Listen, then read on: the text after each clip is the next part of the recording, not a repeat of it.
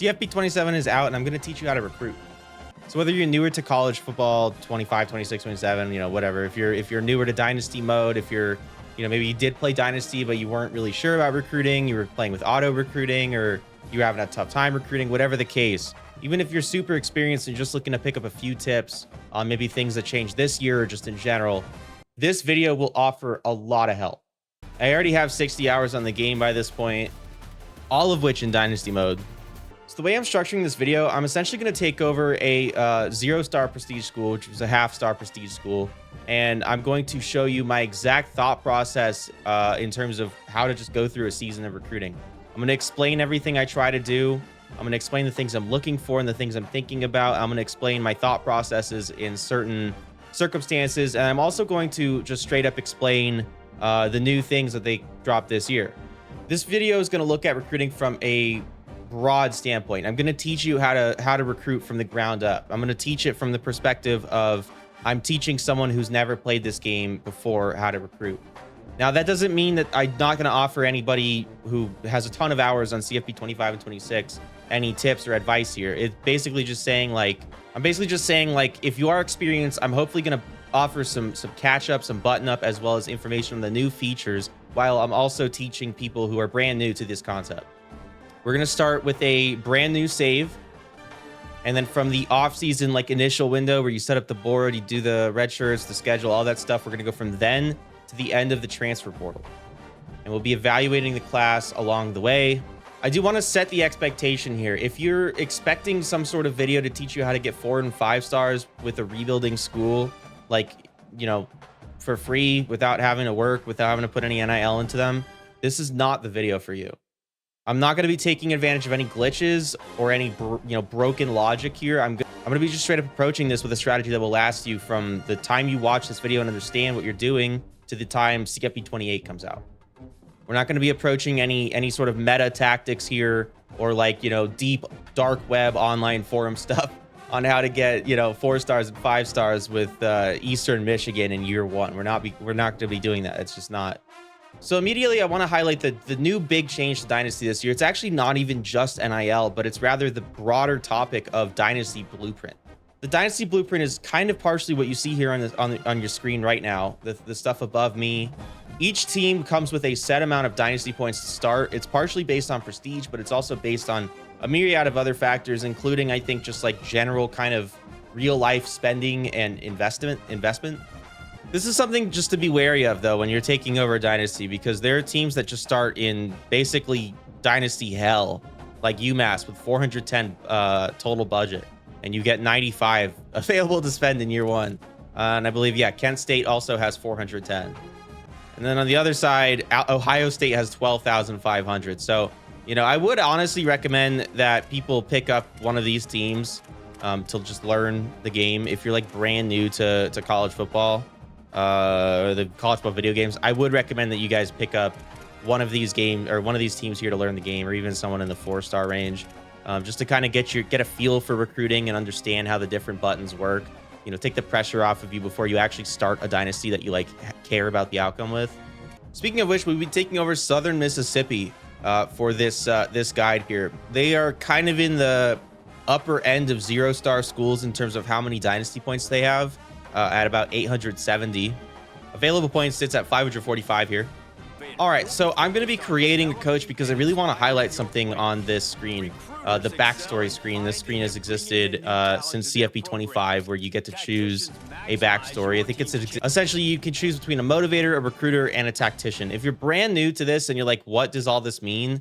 It is mildly important that you pick recruiter. In fact, if you're not new to this and you're experienced, I would still recommend that you pick recruiter. Tactician is great for giving you a game day boost to all of your players' ratings and overalls and stuff. And motivator is great for just long-term development of players. But recruiter is the best for just getting talent in the door. And it offers a massive day 1 advantage that these other ones just do not. Make sure you review your athletic. All right, now we're in, and I want to show you why we picked recruiter here. It's immensely important here for at least the beginning of any save. So because I pre-ordered, I get the 150 coach points bonus. If you did not pre-order and you don't have that bonus, don't worry. You're not screwed. You'll be fine. It just means you're not going to get the day one bonus here, but it's still important that you pick recruiter because you're going to want to immediately dump those first level up coach upgrade points into the tier 1 of each of these things. Maybe not kicker punter. I would probably leave that alone. But in terms of the advanced look for every offensive box up here, and then every defensive section here, you're going to want to take tier 1 here for each of these. And basically what that's going to do is it's going to allow us to scout any player with pretty much just like two or three like scouting purchases, so to speak, as opposed to like 5 or 6. Meaning we're pretty much twice as efficient when it comes to scouting. I actually think it might be like 3 times as efficient when it comes to scouting. And the reason that's really important is this year they've changed a lot of how recruiting works. But I don't want to get too far ahead of myself here. Instead, I'd rather actually really quickly highlight the Dynasty Blueprint. Now, I promised you that I would go over the new things that they added and talk about what this Dynasty Blueprint and all these points and all this whole screen, what it all represents. So the Dynasty Blueprint essentially is just your school's resources, kind of broadly taken and kind of converted to this Dynasty points budget. Now, Dynasty points come from a selection of different, avenues here. And if we click on budget overview here, we'll be able to actually break it down where we're getting all of our points, where we can get more points, and how we get those extra points. So here we can see it's like 4 different school grades that impact how many points we get on a year-to-year basis. And then there's 2 extra categories. One labeled miscellaneous, which is obviously just a catch-all for the extra methods you can get coach points or dynasty points, and then contract goals. You might be sitting here looking at this like this is so overwhelming. Let me make it really simple for you. This doesn't matter in year 1. You're not really going to be changing any of this in year 1, except maybe miscellaneous and contract goals. The top 4 grades there are honestly just going to be things that improve as you continue to play the game and achieve new heights with your school. Whether you're taking over a rebuild and you win, the G6 conference championships with them, or you get that G6 playoff auto bid, or you have some ranked wins in the regular season, or even some bowl wins. These grades will just naturally start to come up if you're taking over a rebuild school. If you took over a P4 school, more than likely some of these grades are already pretty good. But let's break down the miscellaneous and the contract goals really fast and show you how you can get extra points out of those, because that will be fairly important. Maybe not quite immediately into a rebuild, but definitely so in year 1. So miscellaneous says extra budget from coach abilities, support staff, and NIL already offered to recruits.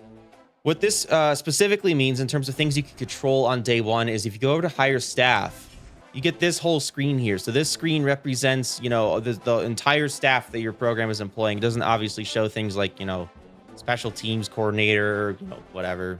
But you are able to this year invest dynasty points into staff here. And you might be a little bit concerned here because there's 20 different staff options, and what do they all mean? Again, let's simplify this because the game's kind of throwing a lot in your direction really fast, right? There's only actually 5 categories of staff, and then there's just 4 different tiers for each category. So the purple tier is the best tier. In this case, looking at the off-season progression increase, we get plus 20% if we spend 1,750 points on that. Whereas if we go down here to the gold tier, it's a 15% increase at the cost of 1,000 dynasty points. And then same thing here, the silver tier gets us 10%, and then the bronze tier gets us 5. So it just breaks it down into 5 categories of support staff type with, a corresponding benefit to your program, a cost, and then a specific degree of impact to your school. And honestly, in year 1, I really wouldn't worry about things like support staff discounts, maybe off-season progression increase. I wouldn't really worry about those two. Depending on where you're starting with what kind of school you're starting with, if you're like a P4 team, recruiting assistant or like some sort of recruiting hours increase modifier here could be very helpful. But instead, we're actually going to turn our sights to the fundraising coordinator here. This is an interesting one. So it's essentially saying we'll get 250 extra dynasty points increase to our budget if we spend 150 right now. But we don't get the 250 right away. It might be a little confusing. Like, why would the game just give us a free 100 points? Why would we not just go straight into, say, the fundraising lead and get the plus 500? Well, you get it at the end of the year after essentially the season's over. Increase earned dynasty points at end of season recap is the description there. The end of season recap comes the week after the national championship, and then that's the week before you have to go through and, like, you know, pay out NIL to your players, decide who you're keeping, who you're letting go, and then that's a week before the and then that's a week before the actual players leaving, and then that would be a week before the portal starts up. So it's about 3 weeks before the portal starts up, in short.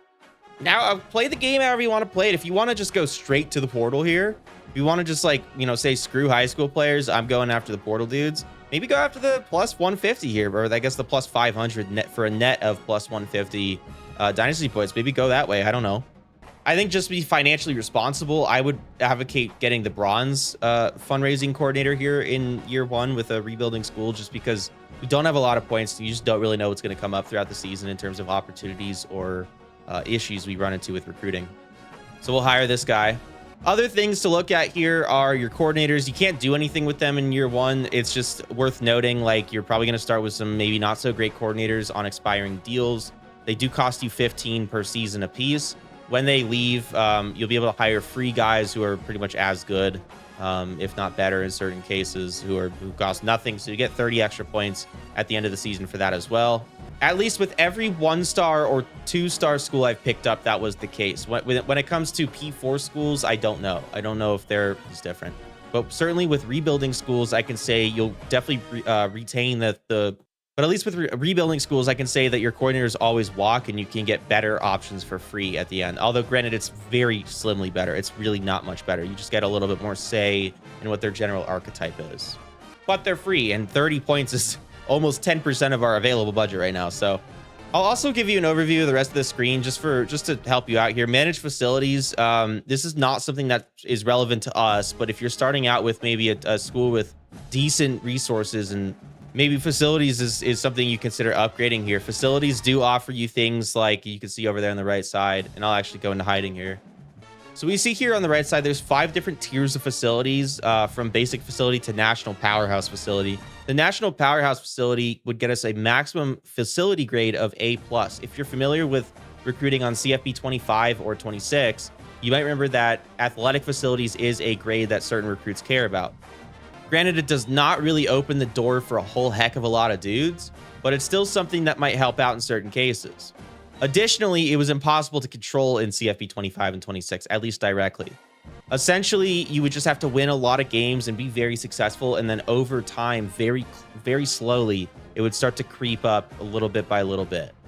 This year, you can directly control it by using the upgrade or downgrade facility icon. The only instance which you would want to ever downgrade your facility is if you're running into financial problems, so to speak, with your dynasty points. In this case, we aren't spending a dime on our facilities, and we have the basic facilities. I assume basic facilities are just like a local gym membership to like an Anytime Fitness, and like maybe a tire in the school quad that the athletes can go kick around or something. Additionally, there's that progression modifier on the far right there, and essentially what that does is it gives you an improvement to how much your players will improve every offseason. Every offseason, you'll enter a phase called the training results window, where each player gets a bunch of development points that you can use to directly or indirectly let the CPU handle player upgrades, meaning upgrades to their abilities, upgrades to their overall, upgrades to specific ratings. I would also wager this has a tie-in to the weekly training results XP gained. And then if we look at equipments here, you'll see there's a lot of things, but I believe it's also the same thing where it's just 5 different categories with 4 different tiers apiece. And then the things you can get here: reduce injury chance, reduce season health usage, reduce wear and tear. Recruiting NIL will handle throughout the season. I'm not gonna break that down too much. Manage roster NIL will handle that at the end of the season. There's not much we can say about that right now. So finally, before we go set up our initial board, I want to do one more thing, and it's essentially I want to go look at our roster, because we'll get a very clear picture of what we actually have on the team and what are our strengths and our weaknesses, and maybe some guys like Landry Liddy, who instantly wants to transfer. Is this a guy we can keep? We probably cannot get Rand exposure up to a C+ in the span of 1 season, so no, we're not going to keep him, although he's a redshirt senior anyways, so we would have had to plan on these 2 quarterbacks both graduating at the end of the year. Additionally, though, Winkler is someone who wants championship contender. He's probably not going to get that at Southern Miss in year 1. I hate to say it. Wilder, I always see in the portal in year one, and I guess we know why now. He wants conference prestige up to a B. We're not obviously going to be able to move the needle on that in year one. Same thing with Robert Briggs. He's going to want, well, he's a fifth-year senior anyways, but he would want championship contenders. Same with Brandon Hood behind him. He wants championship contender. We can't offer that right now. Southern Miss has some crazy running backs I'm just not seeing. I wonder why. But just as a whole, I'm seeing that literally every single one of our running backs does not want to be here. We're not meeting the deal breaker for a single one. So while we're only graduating one here, and if you were to look at that recruiting team needs screen, it might indicate that you're good at running back because you would roster 5 going into next season. All your guys are currently underclassmen except 1. But that would be an incorrect statement because we're probably going to lose at least half of these total dudes, probably more. But there's a reality in which we're left with like 1 or 2 running backs left on the roster. If we don't plan for that, we might be in some trouble. So that's why it's a good idea to come through, look at everybody, see maybe where your long-term outlook is. In this case, like Jamaris Wilder, if he were to stay, impact dev trait, pretty workable in terms of how much we could develop him. But I mean, he's not going to want to stay more than likely. So we're going to pay him. We're going to think about replacing him. What are you going to do? Kind of just get to know your team a little bit. Additionally, you also want to look at things like the actual archetype of your players. So in the case of quarterback for us, I mean, we've got 2 pure runners who are guys who might be on the roster next season. More than likely, John White will be our only quarterback on the roster at all next season. And then we've also got 2 pocket passers who are graduating this season.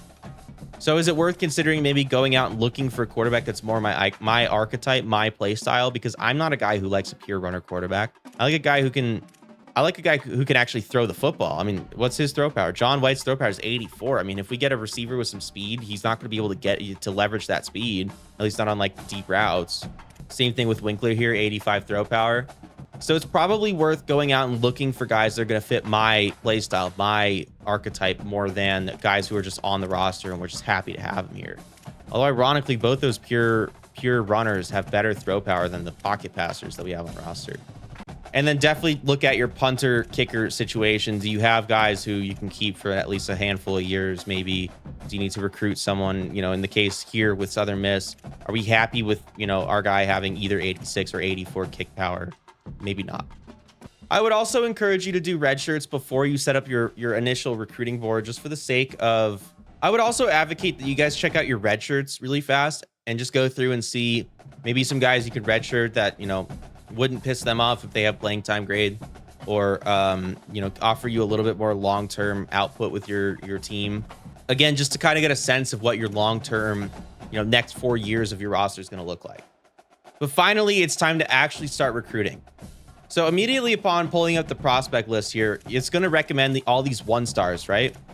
Depending on who you start with. Obviously, if you're starting with like Oregon, I would say, unless you're specifically going for some sort of challenge where you set out to only recruit 1-stars or some weird stuff like that, don't even look at this. Just ignore entirely the recommended screen and go straight to 3-stars. 3-stars are great. 3-stars are great. Generally, you'll be able to find some free or low-cost 3-stars that'll offer something to your team with a rebuilding school anyway. If you're a P4 school, you'll usually be able to find incredible value at the 3-star range. Just last night on my North Dakota State Dynasty on stream, twitch.tv/CarsonAbs, by the way. We're in like year 7, and I've been to 2 straight natties, of which I've won 0 of them. And I'm still scouting 3-stars, and I find a quarterback who just looks sensational. 94 throw power, 84 speed, something like that. And he's a gem. Either way, 3-stars are like the bread and butter of any kind of middling team, whether it's a rebuilding team looking to prop themselves up, or whether it's a P4 team just looking to kind of lay a foundation and get the build started. So either way, what we're going to do here is, again, just take a quick look at your team needs. Just make sure you kind of have that understanding from the beginning when you looked at your own team on the roster tab, and just kind of looking at like, okay, what are some positions we definitely need to start recruiting for immediately? I would say off rip, you're generally going to find more starting level talent for cheap in the portal than you are in high school recruiting. You'll find more long-term development and like upside in high school. But in terms of like actual immediate injections of talent, your team's going to get better from the portal. The reason we're not going to disregard high school recruiting though is the portal's chaotic. And if we're going to go in the portal and we're going to look for a tackle, because we've only got 3 guaranteed tackles on roster next season, assuming none of them transferred. But we end up losing on each of the tackles we're recruiting. If we didn't get any guys in high school, we're screwed. We're going to have 3, maybe less tackles on the roster. High school recruiting is where you lay a foundation for the future. It's like, you know, it's like an investment. These guys are probably not going to be like the best dudes on average. You'll find some value for sure. You'll find some immediate like year 1 starters in high school, obviously, but on average, most of them are going to be backup or like, you know, developmental projects. I would say a good split for your portal high school. I would say a good split between your portal commits and your high school commits is probably about 20 to 25 portal guys and then 10 to 15 high school recruits.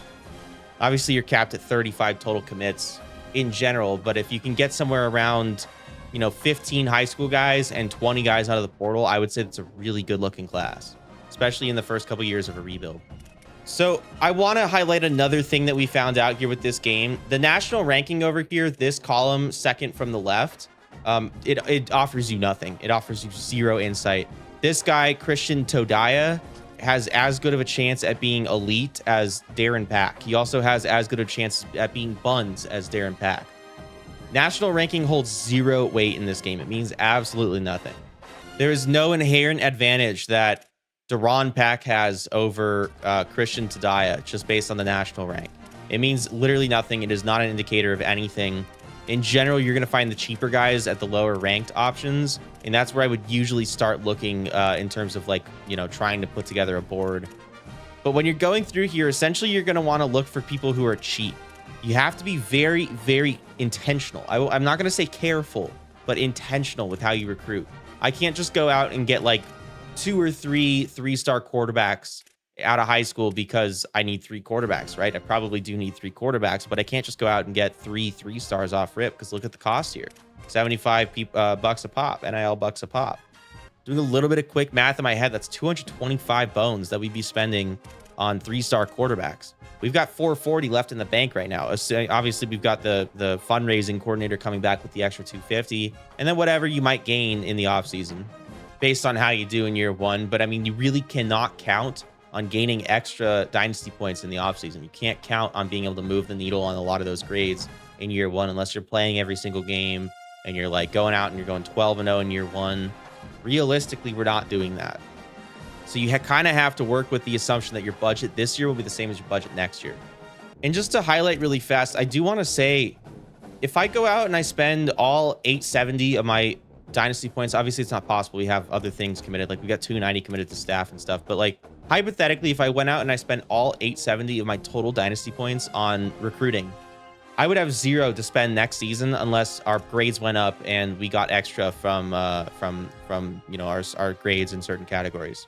It's not like we have 870 to spend this year, and if we spend it all, then we get another 870 to spend next year. We get whatever of the 870 that we didn't spend already on our roster and staff and facilities and all that stuff back next year.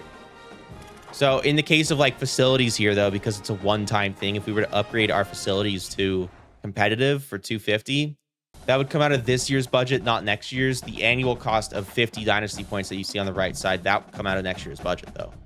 So that's why it's really, really important that you don't go out and you blow your whole wad on recruits in year 1. You have to be really intentional. Committing 120 NIL points in year 1 of a rebuild when our total budget is somewhere around like 600 or something like that is crazy. And you have to know what you're getting back out of that. That's why I advocate to find value. And I want to highlight here, I'm actually looking at 2 stars. What I'm doing here is I'm looking for like any sort of like insane value I could find at the 3-star range. Like I don't really want to spend 40 NIL points on a 3-star receiver. And before you like disregard my strategy here, I hope you really stay to watch the end of the video because there is a method to the madness. We'll be able to get better players. We'll be able to get better players with these 40 NIL points in the portal as opposed to in high school. And remember, I said these high school guys, we're not recruiting them with the intention of them starting year 1. We're recruiting them with the intention of them being more developmental guys who offer us depth and just kind of the foundation of a football team, as opposed to guys who we're going to inject into the starting lineup in year 2.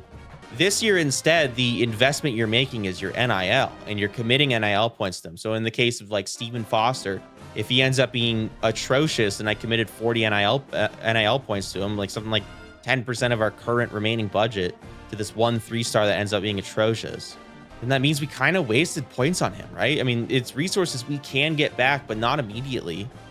If we sign this guy to our roster, he's on our team for a full season. There's no mechanism you can flip to kick this guy off your team before he's on the roster for one full season. That's why it's really important to go out here and just be really intentional. Like, can I get a better receiver than Nick Parra here, a 3-star contested specialist, for 50 NIL points? Absolutely. Depending on where you're at, 50 NIL points could be like a 75 overall in the portal. For bigger schools, for like maybe 2-star, 3-star schools, I mean, 50 NIL points could be an 80 overall in the portal. That's why it's like you got to be kind of also considering like relative value here. 50 NIL points, I mean, unless Nick Parra offers us a very good development trait, which there's really no way of knowing unless we see the gem when we scout him, there's just no advantage to putting him on our roster at this price. I've also found some dudes in the 2-star range who are like 65 to 70-ish, not quite 70, maybe 69 overall is the highest I've seen. So it's not like every single 2-star is just guaranteed buns. It's just about finding value. It's about looking for dudes who might offer you some sort of depth or some sort of specific role they're filling. Generally, I'm making decisions on who to throw on the board based on, of course, NIL cost. You know, that's a big part of it this year, but also, at least in this early phase, I'm looking for people who have an archetype I like at that position, as well as maybe pipelines. I'll say interest doesn't really matter at all this year. Interest is not super relevant at all. At least in the current state of CFB25, a lot of these players just don't get recruited. And based on an NIL offer you might make or whatever, it's really easy to jump up in someone's board really quickly. Last year, interest kind of mattered just based on kind of getting that head start on someone's board. But this year, it's just not important because like the impact of NIL spreads the CPU's resources across many different players and stuff. And that leaves a lot of players who just don't get recruited as well. So in general, like the competition for dudes, I'd say is a lot lower this year. And that's why I said competition is not as important of a factor. Another example of why you're actually having to look at 2-stars this season, dude, like 50 bones on Josh Penny, unless this dude comes in as like a 70+ overall, this is just such a waste of resources, especially because if you end up having a successful season in year 1 or 2, this 50 NIL cost for the average edge rusher might be 20 next season. So if you go out and you commit 50 NIL points to Josh Penny or Eric Eddy or whatever here in year 1, but you end up also having some success in year 1, you've essentially committed 50 NIL points to a guy that really would have cost you 20, 25 the next season. And sometimes you'll be able to crank down what you're paying these guys. Most of the time, not. Again, we're not looking for world beaters in year 1 of high school recruiting. We're looking hopefully to find a gem or two, but we're not looking for guys who are going to come in and set the world on fire. This is mostly just to make sure we can field a complete roster next year and get the guys behind our starters that we're hopefully going to find in the portal or retain from our current roster. That's the strategy here in year 1, I would say. That's the strategy to employ in year 1. If you have the resources and you're starting out with a bigger school, obviously, yeah, you're going to probably not be looking at 2-stars at all. You know, if you're starting out with Ohio State, obviously, I would be remiss if I were to tell you to go after anything other than 5, 4, and 3-stars. And usually the 3-stars are the last ones you want to look at. But I mean, when you're starting out with a Southern Miss or Kent State or a, NIU or whatever the hell, don't look at 5-stars and don't look at 4-stars because you just have no business. And in fact, let's just pretend the cheapest one's $255, and this is for outside linebacker, which is not a premium position in terms of CFB27's NIL costs. Just for the memes, it's a good quarterback. Cheapest quarterback's $305. Now, granted, you could spend this, right? You could spend this on like a David Bias if he's like insane. If David Bias is like actually insane at football, maybe he does propel your team and like earn his keep here. But I mean, you're talking about even after getting that 250 back for the investment we made with the fundraising coordinator staff. You're talking about spending half your budget on one dude. That could be catastrophic if he comes in. Even if he's a gem, if he comes in with impact dev trait and awful skill caps, you're screwed until you kick him off the team. You'll have way less resources to recruit with next season. You won't be able to recruit his replacement. it just sets you back a whole year. That's why, like, I don't recommend going after, you know, maybe like a single 4-star or whatever. Even then, it's like, can we even get David Bias? I mean, he's a Texas guy, and there's a bunch of Texas schools on his board. So we're gonna come in here. We're gonna start scouting, guys. We don't have a lot of resources. Luckily, if you were able to pick up those scouting upgrades in with your coach right off rip, you'll be able to come in here and scout these guys pretty quickly. Like, these quarterbacks are only going to take us two scouting clicks, which is just 20 hours a pop, which is pretty efficient here. I will say, if you can't scout, maybe a way to look at this, a little cheesy method to game this, is if you look at the playing time grade here. If you come over to the recruiting tab for any recruit, and you look at the playing time grade down there in like kind of the bottom right-ish, the higher that grade is, the better the player is. So here, Clarence Bryant is more than likely better than Landry Moultrie here, who's a B- playing time grade, versus Clarence Bryant's an A+. But on the turn here, Clarence Bryant might not be significantly better than Denard Couch or David Arakpo, who both also have A+ at playing time. The way playing time works is each recruit gauges their playing time satisfaction against each other. So all 5 of these recruits are looking at each other's like ratings and overall, and determining like, where do I fit in there? Am I significantly better? Am I significantly worse? Am I close? If they're close, usually they won't complain about that. But they're also going to look at your current roster. Now, they're not factoring in they're not factoring in Hampton or Liddy, because they're both 5th-year seniors. They're graduating no matter what. They're looking more at White and Winkler. So an A+ playing time grade generally means that they're going to be in the same like kind of realm of ratings as dudes on your roster, or better than dudes on your roster. So in this case, like, we could be looking at a crop of like 70 overall quarterbacks, 70+ overall quarterbacks. Or they could just be somewhere around like 67, 68. If you thought I was going to hit one of those 6-7 memes, you're wrong. This is a serious video. All right, so David Arakpo here, he looks solid. He looks really good. And the way I want to kind of break this down here, another kind of cheesy method to see like what their overall might be prior to signing them is just kind of aggregate all of their stats here. Not quite stats, but attributes, but like aggregate all of these numbers you're looking at here. Just kind of see what like the mean is a little bit. Throw in the run, under pressure, and break sack are the least relevant things for quarterback. Awareness, throw power, and the accuracies are the most important things. Speed and acceleration do factor in, probably on a more on a medium-low kind of impact to overall, but awareness, throw power, and accuracies are definitely the highest impacts. Awareness for any player will generally give you an idea of what their overall is. So we know for sure David Arakpo is not going to be like 65 or lower. We know that for sure, just based on the awareness here. There's not like a clear-cut like 1-to-1, like if their awareness is this, then their overall is that. But generally, when you look at their awareness, their overall is going to be probably a little higher than their awareness. That's not like a perfect thing, though, so please don't make a decision based solely on that. But in this case, I would be pretty confident that David Arakpo is probably like a 72 to 74 overall, maybe a 75. But either way, this is great value, I would say. The only thing I don't like is that he's not a gem. So he could come in with a normal dev trait and really not exceed much more than like a maybe 79, 80 overall with our team. It's worth noting, I would say, especially, let me take a shot every time I say it's worth noting, but it's definitely worth talking about. This year, it's not as easy to develop your players. Like, it's not as... Last year, the strategy I kept saying was just go get as many 3-stars as you could possibly can in high school and the portal. And then by, like, year 4, they're all going to be, like, 80+ overall. Just because, like, you don't even have to work to, like, develop these guys. They just automatically develop. This year, it's not the same. This year, like, because they've made adjustments to development based on, like, what your training facilities are like, athletic facilities, I mean, what your coaches are like, it's a lot harder to develop players with worse schools. So that's why gems are worth their weight in gold in rebuilds. Landry Moultrie here is a good example of someone who's just not going to be worth pursuing. He wants 110 NIL bucks, but his awareness is a 57.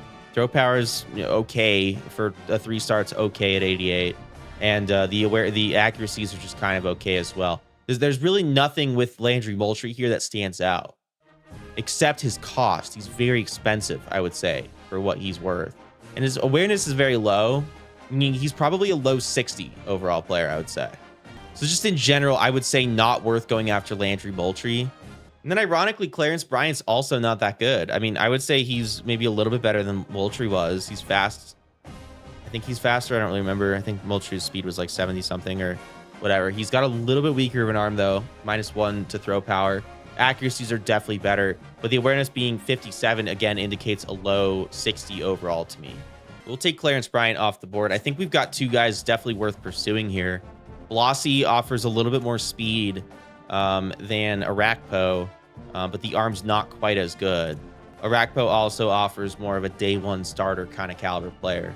All right, so over here, Kendall Bouye, he's unhappy because we have a player on the recruiting board here who's so much better than him that his playing time grade is a D. Now, again, this could also factor in the fact that we have 5 underclassmen running backs, all of whom are over a 70 overall. More than likely, Bouye here is a like mid to low 60 or something, just kind of spitballing there. We also have awful grades for everything he's interested in. There's not even any point in like scouting him or anything. Instead, Brian Diaz, whose playing time grade is a C-. And again, that could be swayed by the fact that we have talented running backs on the team already. Doesn't look very good though. He doesn't look very good though. I mean, he's not very fast for an east-west playmaker. Awareness is really low. Really no standout attributes at all except change of direction. For a 45 NIL dollar player, just absolutely not. On the contrary, like Shaq Wiley, he's better. He just is better than the 3-star we were just looking at. Again, like I cannot stress this enough. Like you're likely correct in having a prejudice against 2-stars because in CFB25 and 26, there was never any purpose to look at 2-stars. There was never any reason to do it. In CFB27, you're incentivized to look at 2-stars, and you'll find a player like this who just maybe isn't a 4-year starter for your team, but in terms of depth, I mean, maybe 4-year depth, maybe a running back 3, you know, pretty quickly in, running back 2, total potential. You never know. If you get this guy's elusiveness up, I guarantee you he's like a low 70 overall. And the playing time grade is a C- as well. So he was, you know, we could have spent 45 NIL bucks on a 3-star player. We could spend 0 on a 2-star player who's about the same.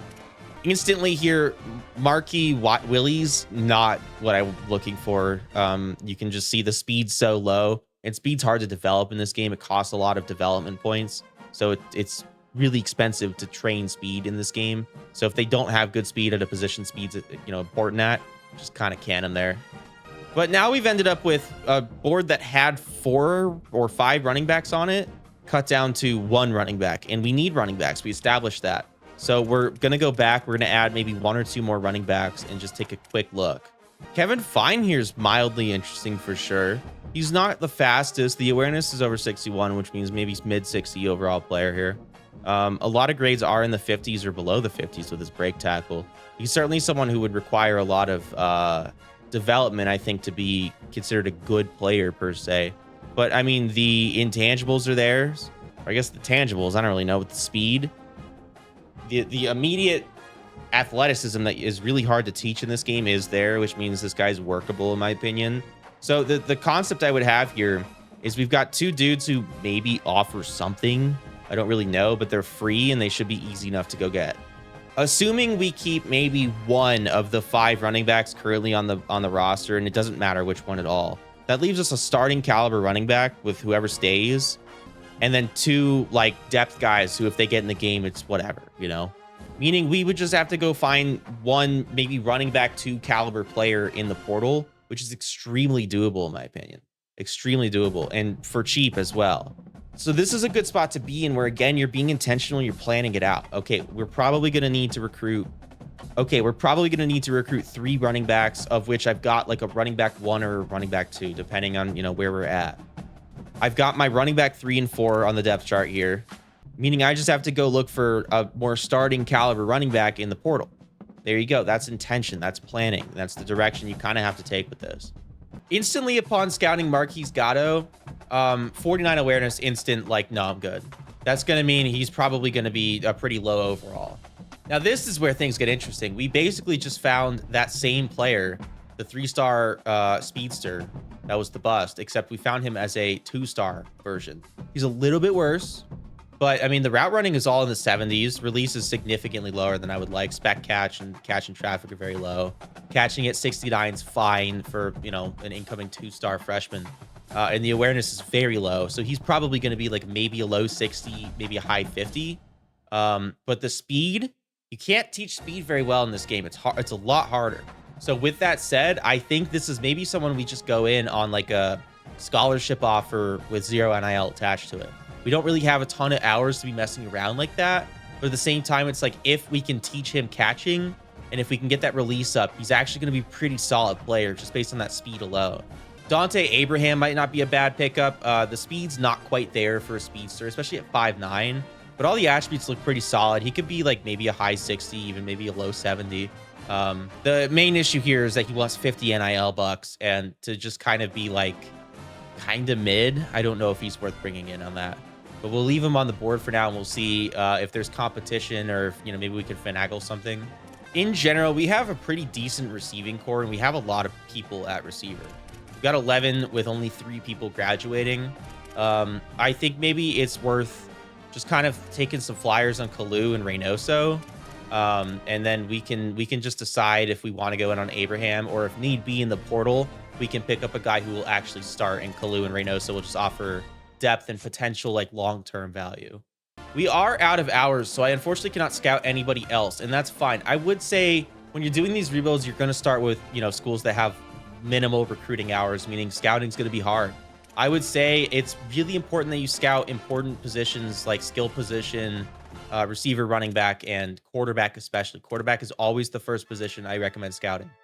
In this case, we scouted all 3 of those positions. I think we have a pretty decent plan for what to do at each position.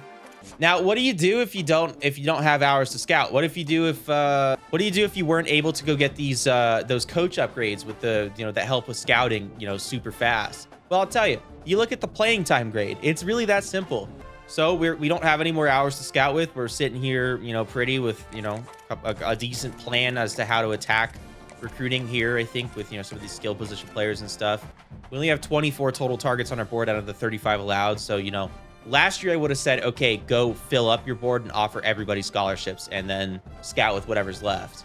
This year, you can't even offer scholarships in this period, so it's just use all your points to scout. And there's really no incentive to add people to your board here either, to max out your board at 35 players. In fact, I would say out of the 60 plus hours I put on this game now, we're up to 60 hours now on stream time with this game already. But in the 60 hours of streaming this, I would say my board's been full probably like less than 10% of the time. It just doesn't really matter this year. Realistically, with these rebuilding schools, you're only going after about 10 people at a time. You'll get like maybe an extra up to 5 as the season's winding down and you get some commits mid-season. Your hours are freed up.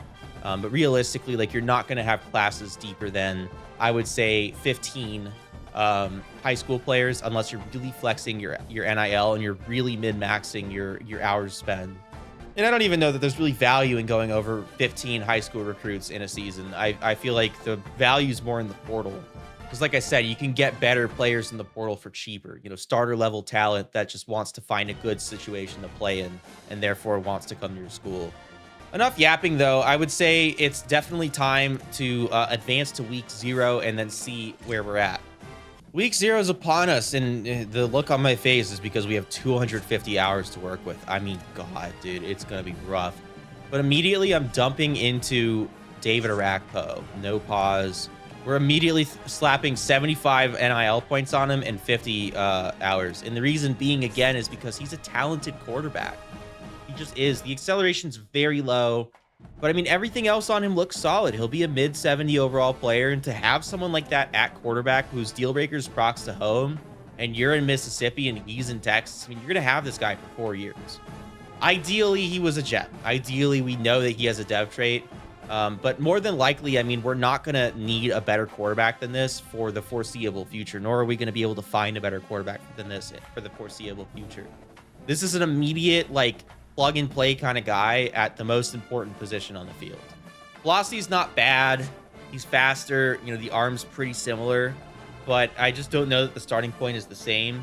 I would say that the ceiling's probably higher on Velocity just because the dual threat archetype is just better to work with. But I mean, we're going to go after him. Again, he's a little cheaper. He just makes more sense in this case. Also, Velocity's deal breaker pro potential, we're not going to be beating next season. We don't have a quarterback that's going to make it to the draft. With regards to these running backs, I definitely like the idea of offering both Wiley and Fine. Neither of them are really excellent players. But I mean, Wiley looks really good for a 2-star. He's got really that pop, that burst. And I mean, we can develop elusiveness. We absolutely can. It's very easy to develop. So I think he's someone that we definitely want to offer. Now, this is where it's kind of up to you, because you could just drop a couple points into a guy you're really interested in. If we're really interested in Wiley, we could totally drop 5 NIL points into him, which is the minimum. And that's going to make it really easy to recruit him. But you also could just not do that, and you could just throw some hours at him. I will say last year and the year before, just offering a scholarship would get you passive influence with a recruit every week. Influence, of course, being, you know, how close that guy is to committing. You know, if you fill up that top bar at the top, you'll break into their top 3. If you fill the top bar up again, then they'll hard commit. There's an extra stage this year. They took away top 8, which was about between open and top 5. And then they added an extra stage, verbal commits. Verbal commits are now dudes who essentially are, you know, soft committed to you. They're saying, hey, I want to come to your school next year. I'll sign some papers at the end of the season or whatever, right? And then once you push past to the next threshold, they'll hard commit and they cannot flip. When they're a verbal commit, they could still flip. Other teams can still recruit them. And I'll show you why that's not a big deal here in a minute. I'll show you why that's more of an advantage than anything else when we get to that point. But for now, just explaining what influence is. Each recruiting action here gives you influence, and you can see it's manifested in those, or represented rather, in those green boxes. Or, well, it's not easy to show you with Wiley. I'll show you here with Arakpo. It's also represented in red boxes if you offer a guy less NIL than they want. So hypothetically, we could drop Arakpo to 65 and still have a fighting chance here. But in case any other teams go in on him and offer him what he's looking for, we'd be screwed. We'd essentially be kind of shooting ourselves in the leg and still trying to run the race, right? And in the case of Wiley, because he expects nothing, we literally cannot get negative influence with him. But if you were to offer him a scholarship, put, you know, some NIL towards him, and then take the NIL away from him at the end of the season, or toward, you know, at some point in the middle of the season, you would lose a good chunk of influence with him, and he'd be very upset. But influence is represented by all these different bars here, and as you fill up these bars, you unlock the next threshold, the next tier of recruiting these guys and everything, and you get closer to getting them to commit to your school. Kevin Fine is another player that looks interesting. He's not someone I think I want to recruit as aggressively, but someone I certainly want to offer a scholarship to. I think Wiley was worth dropping 25 hours on, just because I'm very nervous about the concept of not getting a running back and having all of our running backs transfer. Cameron Kalu, not someone I would say is worth offering money to. Josh Reynoso, same thing, but I will put some hours into Reynoso here. I'll put 25 into him. At tight end, I mean, you know, it just depends. We'll have to go see what our tight end situation looks like. We have 1.5 million tight ends. We've got 6 total tight ends on the team. Granted, like, I would wager a bunch of them probably want to transfer. Only one of them is listed as a potential transfer. By the way, if you scroll all the way to the right side here, you'll see people who, like, you're currently not meeting their deal breakers, or like are likely going to transfer based on however the game calculates that. In this case, we're going to graduate nobody at tight end, and the game thinks we're going to lose 1 to potential transfer. You know, and however accurate that may be, we don't know, but it's probably worth saying we don't need to recruit a tight end right now, maybe in the portal. Now, O-line is a different story, isn't it? O-line is a much different story. We need all the tackle help we can get. We need all the O-line help we can get. This year, they definitely improved pass blocking and run blocking. It's certainly a lot better than it was in 25 and 26. And man, thank God for that, because it was so bad in 25 and 26. But that does mean you still need to get good players at O-line. You can't just throw anybody in there and just expect them to block. And you know, especially as your team progresses and you get, you know, you're playing better competition and stuff, you just do need to continue recruiting O-line and continue like improving your O-line as time progresses. O-line, this is nuanced. At tackle, I prefer dudes with well-rounded. Well-rounded is my favorite archetype for any O-line position, but at tackle in particular, my second favorite archetype would be agile. If you think about it, wouldn't you want a faster O-lineman, someone who's more like agile straight up against the speed rushers and the smaller players you'll see on edge, and also the linebackers that might blitz from the outside or the cornerbacks that might blitz from the outside, as opposed to a raw strength guy who's going to be more strong and just kind of a brick wall, but isn't going to be able to move as well. Versus interior O-line at guard and center, I prefer strength. So well-rounded would be still my favorite archetype there, and then raw strength is my second favorite. I've expanded our board here. We're going to look at 4 tackles here because we just do need O-line help. And you could even make the case here that it might be worth like just dumping a couple points into people. The difficult thing there is it's just like we don't have scouts on these guys. We don't have any like sort of information as far as how good these guys are. In fact, I'll go after Lindell Stokes and Taylor Clark with offers of 5 NIL. And I'm not going to do any more at this time just because I feel like we just don't know anything about them. So it's like, you know, it might be risky to dump 5 points on every single 2-star recruit we're looking at. Just in the sense of like, if these guys come in and they're all buns and we're paying them a good chunk of our NIL respectively, collective, and we're paying them a good chunk of our NIL, like as a collective, you know, like we're paying, you know, 10 recruits, 5 points. That's 50 points right there. And it's not like you can reduce all of them. You're going to end up having a bunch of dudes pissed off and transfer. But that said, O-line is a huge need for us. It just is. So I am going to offer a good chunk of NIL to our O-line just to show you what I did. I offered two tackles, $5, 5 NIL bucks. I offered Meeks, the A+ playing time left guard, $5. And then I offered one of the centers $5 as well. Just because we just do need to go get O-linemen. We just have to. So I'm just going through here, and again, I'm looking at that playing time grades to determine who gets scholarships and who doesn't. So I offered Verrier a scholarship. I did not offer Waddy a scholarship, just because Waddy just has a lower playing time grade. Granted, like the right edge, left edge split does kind of complicate this a little bit. And just for the sake of doing it, I'm just going to offer Waddy a scholarship as well. But in the case of Enrique, Strange, Fagan, and Ball here, Ball and Fagan have a B- playing time grade. Strange has a C. So I'm going to just not offer Strange right now. If you really want to min-max this, you can absolutely take some of the guys with the lower playing time grades off your team and then go look for just anybody with a better playing time grade. It's totally free to just like hold triangle, remove them off the board, and then go replace them with someone and see if their playing time grade's better. You can totally do that. I'm not going to go through that just because like we're not even going to be challenging for most of the guys on the board here. We're only going to be looking at it like maybe, you know, 10 at a time. You know what I mean? Maybe even less because we just don't have a ton of hours. But I offered on the same logic, Dave Mon a scholarship. Cordell Moma, I offered him a scholarship as well as a little bit of NIL. The situation here is dire. We literally don't have a single Sam on the roster. Granted, we have 4 Wills, and you know, outside linebackers interchangeable, as is inside linebacker. But the fact that we have 9 linebackers on the team is generally fine when you break it down like that. But you know, we definitely have the capacity to go after more outside linebackers, so I'm going to try. And Cordell Momo is one that I have identified with a decent playing time grade, so we're going to go after him. At Mike, one guy has A+ playing time, the other one does not. Therefore, Ryan Rhodes gets the offer there, plus NIL. Not looking at any cornerbacks here, but looking at free safeties. Melvin has A+, Deloro has A+. We'll offer both, and we'll have a little bit of NIL, or a little bit of hours, actually, to spend as well. This first week 0 period, I generally do try to use it for the purpose of actually just offering everybody. Since you can't even offer people in the offseason, you know, part, you just leave that for scouting. You try to scout as many people as you can in the offseason part, and then week 0 where we're at now, you offer everybody that you want to offer and compete for. And then I would say, you know, whatever's left, you just throw in the priority recruits, and then by week 1 you'll get all your points back that you used to offer players, and then you can then start actually like trying to recruit some of these guys.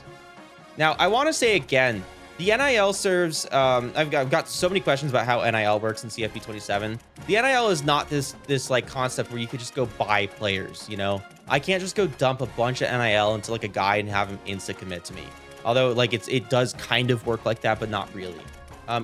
Offering NIL to a player will generally give you a one-time influence bump, as well as increased passive influence from week to week. So in the case of Cordell Moma, just based on the fact that we offered him 5 NIL bucks, we will jump up his board, and then we will gain a good chunk of influence with him every single week to get him closer to committing with us.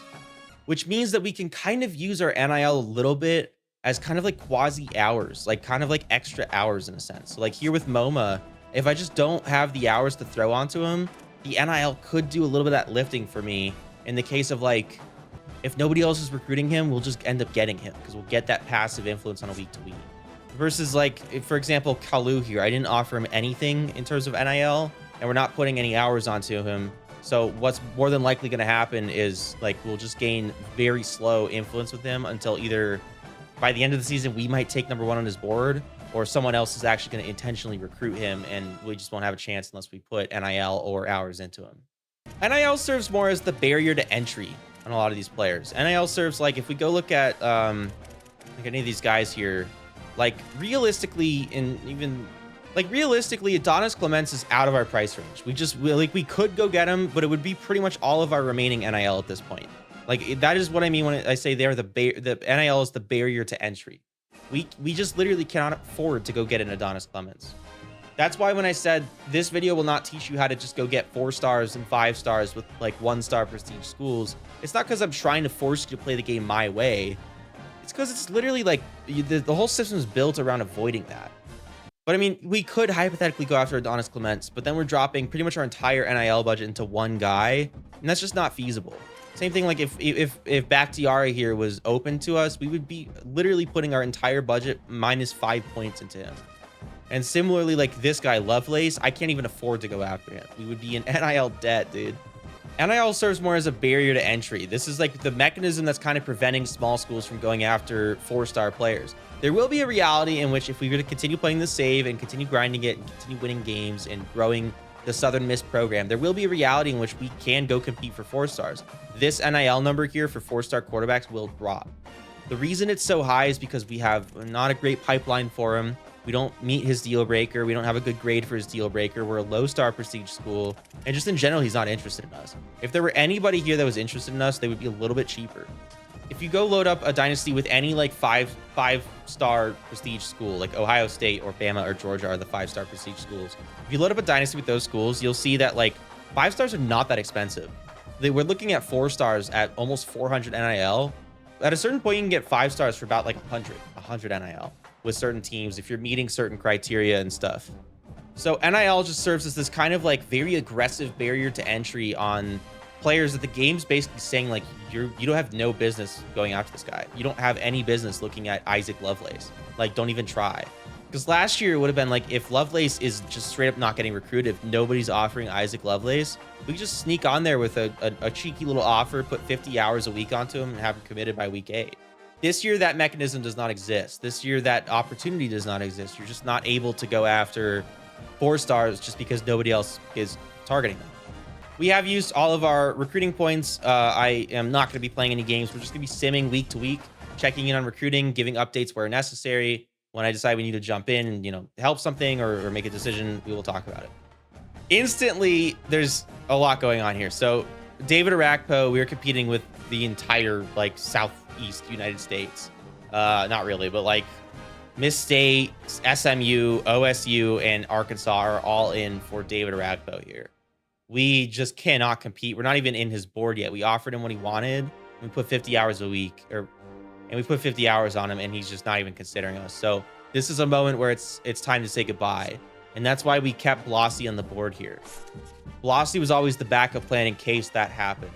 Nobody went after Blossy, and even the teams that are in his top 9 interests are not really threatening teams, I wouldn't say. Like Kentucky, Stanford, Tulane, Carolina, and UNC are all prestigious programs, solid teams and stuff, P4 teams, which we are not. But we also have a two-tier pipeline, a silver pipeline, same as any other team on the board.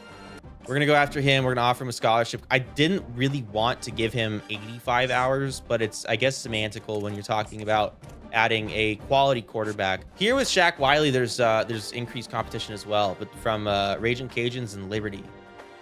Raging Cajuns is not the university name. What is their... I always forget what their university name is. New Orleans University? I don't know.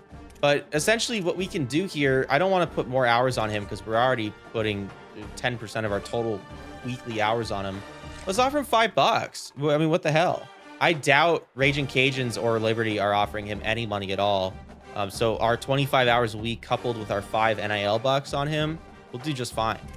Similarly over here, Kevin Fine. I mean, we're seeing a whole lot going on there with Kansas, Nevada, Wyoming, Texas State, and others. I mean, it's just not even really worth trying here. I don't think we're instantly pretty close to his top 5. I don't really know. That's like kind of a visual glitch. I don't think $5 NIL is going to save us here. I think this is probably just a case where you just say hasta luego. At this point, you could go replace him on your board and scout for, you know, another quality 2-star. I don't know if we're going to do that. We're going to have to see where we're at with ours and what kind of resources are available. This might be just a case where we want to look in the portal instead to find that free depth. Again, Josh Reynoso, a ton of competition here. And this is kind of going to be the problem with a lot of these quality 2-stars is the CPU is also designed to try and save money and find value where they can. I don't know that the CPU actually scouts players, but I will say that the CPU generally does go in on quality players, especially when there is incredible value here. Like Reynoso offers 90+ speed at the free 2-star level. So again, what we could do here is just offer a little bit of NIL money. It's not going to make or break us at all. And that should put us over kind of the level where Rice, Tulsa, and UNM are kind of pushing right now. Here with Lindell Stokes, Memphis is in the mix. We actually have a better pipeline, which is not something I'm used to. He's from Mississippi. And I think we gained more than they did last week. So I'm actually going to sit pat here. We did put some NIL money into him. We should be good there. Taylor Clark, there's a lot going on there. This is probably one where we just kind of let them have him. Matt Carlisle, on the other hand, he is wide open, and we can just throw, you know, the same 5 NIL dollars on him, and then hopefully gain that passive influence with him to the point where we're on his board. But that's just the finagling here, is you want to keep multiple options on your board at all times of like different, you know, players at the same position and stuff. So, you know, the 2-star tackle that we just took off the board because there was so much going on there, we had Carlisle ready to go where I could just throw $5 on him and then just not have to actually recruit. In terms of Meeks here, might be worth throwing some hours on, although I don't think we have to change our offer. We're already throwing him 5 NIL points, and I think that's more than enough in this case. Versus like Joy here, it looks like the CPU really wants Floyd Joy for whatever reason, so we're just going to let them have him. Terrell LeBeau, luckily, nobody else went in for. And I mean, maybe that changes, maybe not. But either way, we have the 5 hours or the 5 NIL points on him. I'm going to leave that be. You kind of have to make the decision like who you're going to go after, what the priorities are. O-line is a massive priority, but we can't just forget about defense, right? So because we've already used a good chunk of our hours already, and granted, O-line is probably a second most important position in the position group in the game besides quarterback, right? It's incredibly boring and frustrating to play with a team that has an atrocious offense, and O-line like really makes or breaks your offense. Even if you have the best quarterback and like great skill position players, if your O-line sucks, you're just not going to do anything with it. But in the case of Terrell LeBeau, I'm going to let the NIL points try and do the lifting here for us, and we're going to save our points for defense. In the case of both of these edges, there is competition. I think we could maybe compete here for Verrier if we were to just offer him 5 NIL points. Granted, I don't know that I really want to offer hours yet. Maybe we could throw like 10 hours on him. Cordell Moma, luckily nobody else went in for him. He's someone that I definitely rate highly and we need. So versus Dave Bond, there's so much going on here that it just wouldn't be logical for us to pursue him. For us in the regular season, we're going to have 3,750 hours total between week 0 and week 14. And there's like, I think there's like another week or 2 of like recruiting, but just for the sake of that, there's 3,750 hours total in terms of a season of recruiting for us right now at 250 hours a week. The reason that's relevant is it's like you don't want to pursue a guy like Dave Vaughn here and then end up not getting him, especially when you have so few hours to work with, because you're essentially just kind of throwing hours away. That's why you have to be really efficient. You have to look for value, but you have to be efficient here, because while competition is not the scariest thing with NIL, you can flex your muscles a little bit there, because the CPU doesn't like to flex their NIL. The CPU likes to save their NIL.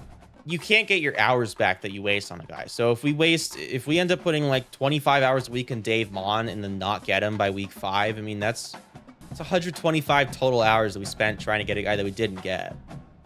Is that like the end of the world? No, but is 125 hours someone, you know, a whole other recruit, the difference between us getting a whole other recruit or not? Maybe. I hope you guys can kind of see my thought process here a little bit on display. Like, there's just certain positions that you just want to wrap up quickly, right? Like, there's certain positions that just are priorities. Like, defense as a whole is a big priority to go just kind of find dudes at. Even if the guys you recruit just aren't, like, world beaters, aren't guys that raise your teams overall, they just fill gaps and they fill depth and stuff. It's just good to get that stuff out of the way, so when the portal comes around, you can spend your resources on, like, high-level skill position guys that you can actually play with and stuff. So I like to kind of try and find those like quality value pieces for our, our gritty defensive positions and stuff, and then save the effort and the energy for the offseason transfer portal recruiting phase. All right, week 1 is upon us, or I guess it's week 2. I don't really know. We've advanced a week, and we're looking here at Lindell Stokes, and we are gaining ground with him. Like I said, I mean, we have a better pipeline than Memphis. Looking at what else is happening here, I mean, there's a lot of competition there. I think we're one of the only schools that offered money to him, NIL points to him. And I think as time progresses, we will take the lead on him unless Memphis steps up their offer. God, it's so nice having a pipeline. I never have pipelines, dude. Josh Reynoso here, and we're catching up with Reynoso. We're in his top 5 already. That's moving extremely quickly. But because we're in Reynoso's top 5, we could switch the friends and family 25 hours a week thing over to a soft sell. The only thing is I don't know if we look at his motivations on the right side. We don't know what his interests are. We only know what his deal breaker is, and that happens to be the first interest we found out about him. So as time progresses, we will find out more interest with him, and we can switch over to the soft sell. You could sway him and try and... I should explain what a sway is. So essentially sway, you can kind of convince this guy to like listen to your pitch about like things that he might not otherwise be interested in. Generally, when you're pitching a guy, if you go over to soft sell or hard sell, they're the same. It's just one of them has 40 hours and twice as much influence gain versus the soft sell is 20 hours and half as much influence gain. But essentially, you're kind of picking a topic that this guy might be interested in, and you could see his interests as you gradually unlock them. Some players you'll learn them faster than others. In the case of Wiley, we only know 1. In the case of Meeks, we know none. In the case of MoMA, we know 2, including his deal breakers. So we know all of MoMA's interests. But specifically to Reynoso, we only know 1 interest, and his deal breaker is not, unfortunately, offering us another interest of his. So you kind of have to play process elimination here. If you kind of highlight the different pitches, you'll see the interests on the right side, like, some of them get highlighted and stuff. And that's essentially pitching something based on 3 interests on the right side, 3 motivations on the right side. So essentially football influencer here would be pitching him on brand exposure, playing time, and pro potential. He's not interested in any of those things as far as we know, and we have bad grades for those as well. You can see the grade on the far right side there, of course.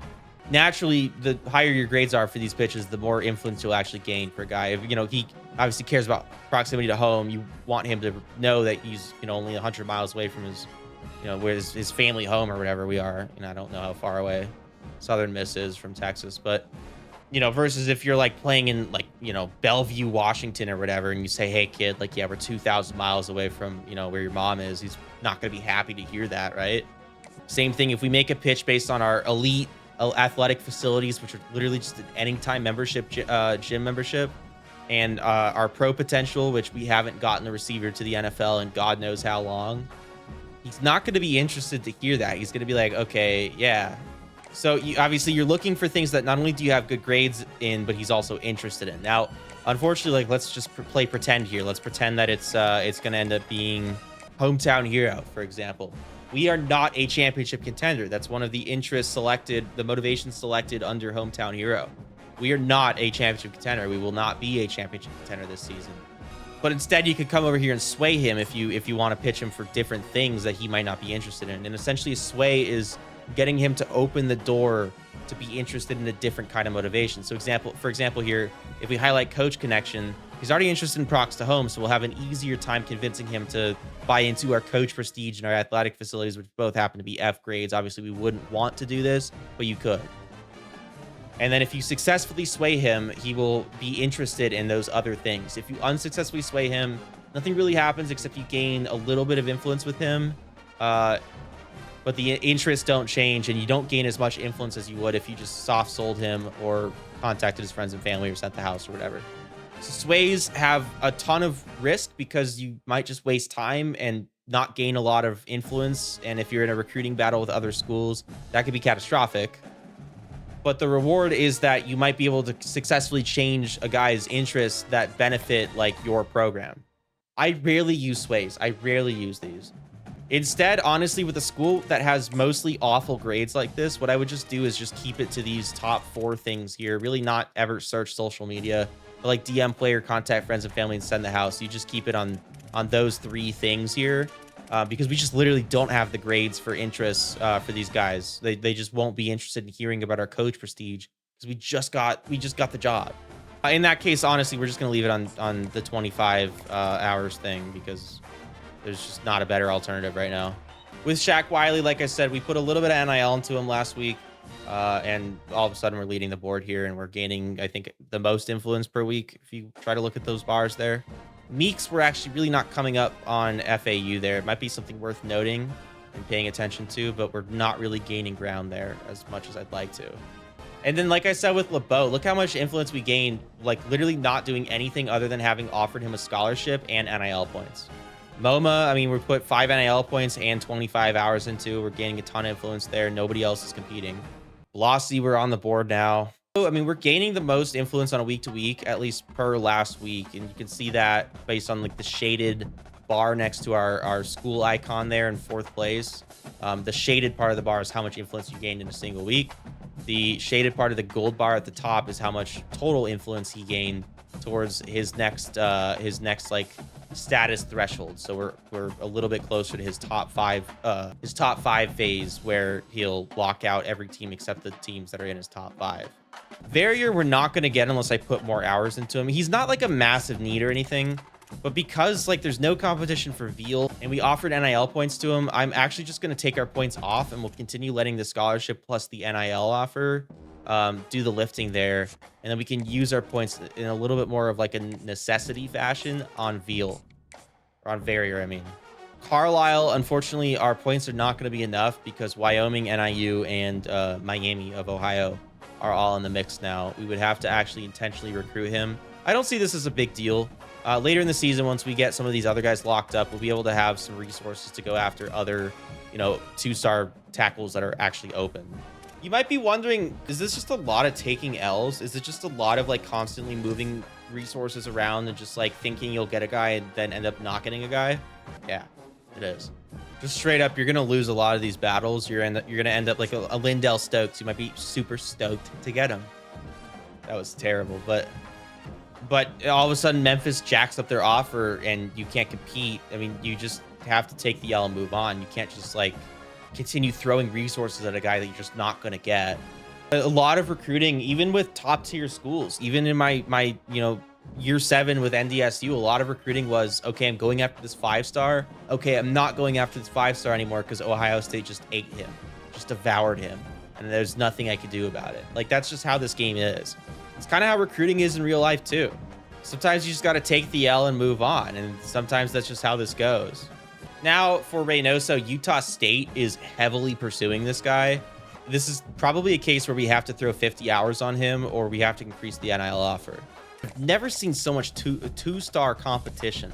I've never seen a reality in which I've had to pursue 2 stars this aggressively. In the case of Reynoso, I changed it from the 25 hours a week to 50 hours a week now because I feel like we have to do that in order to compete with Utah State. I don't know if they offered him a bag or if they're just like, maybe they have great grades with him. I don't really know. But either way, this is one that I'm thinking we might just not win. And we'll know next week because I don't think it's worth taking him up to 10 NIL. That's a lot for a 2-star bust. In the case of Verrier, adding the extra 15 hours definitely helped. We gained the most influence with him last week. I would bet you the other schools didn't offer him any NIL. So our offer is probably the most interesting to him based on that. So here in the case of Lindell Stokes, we're just not going to get him.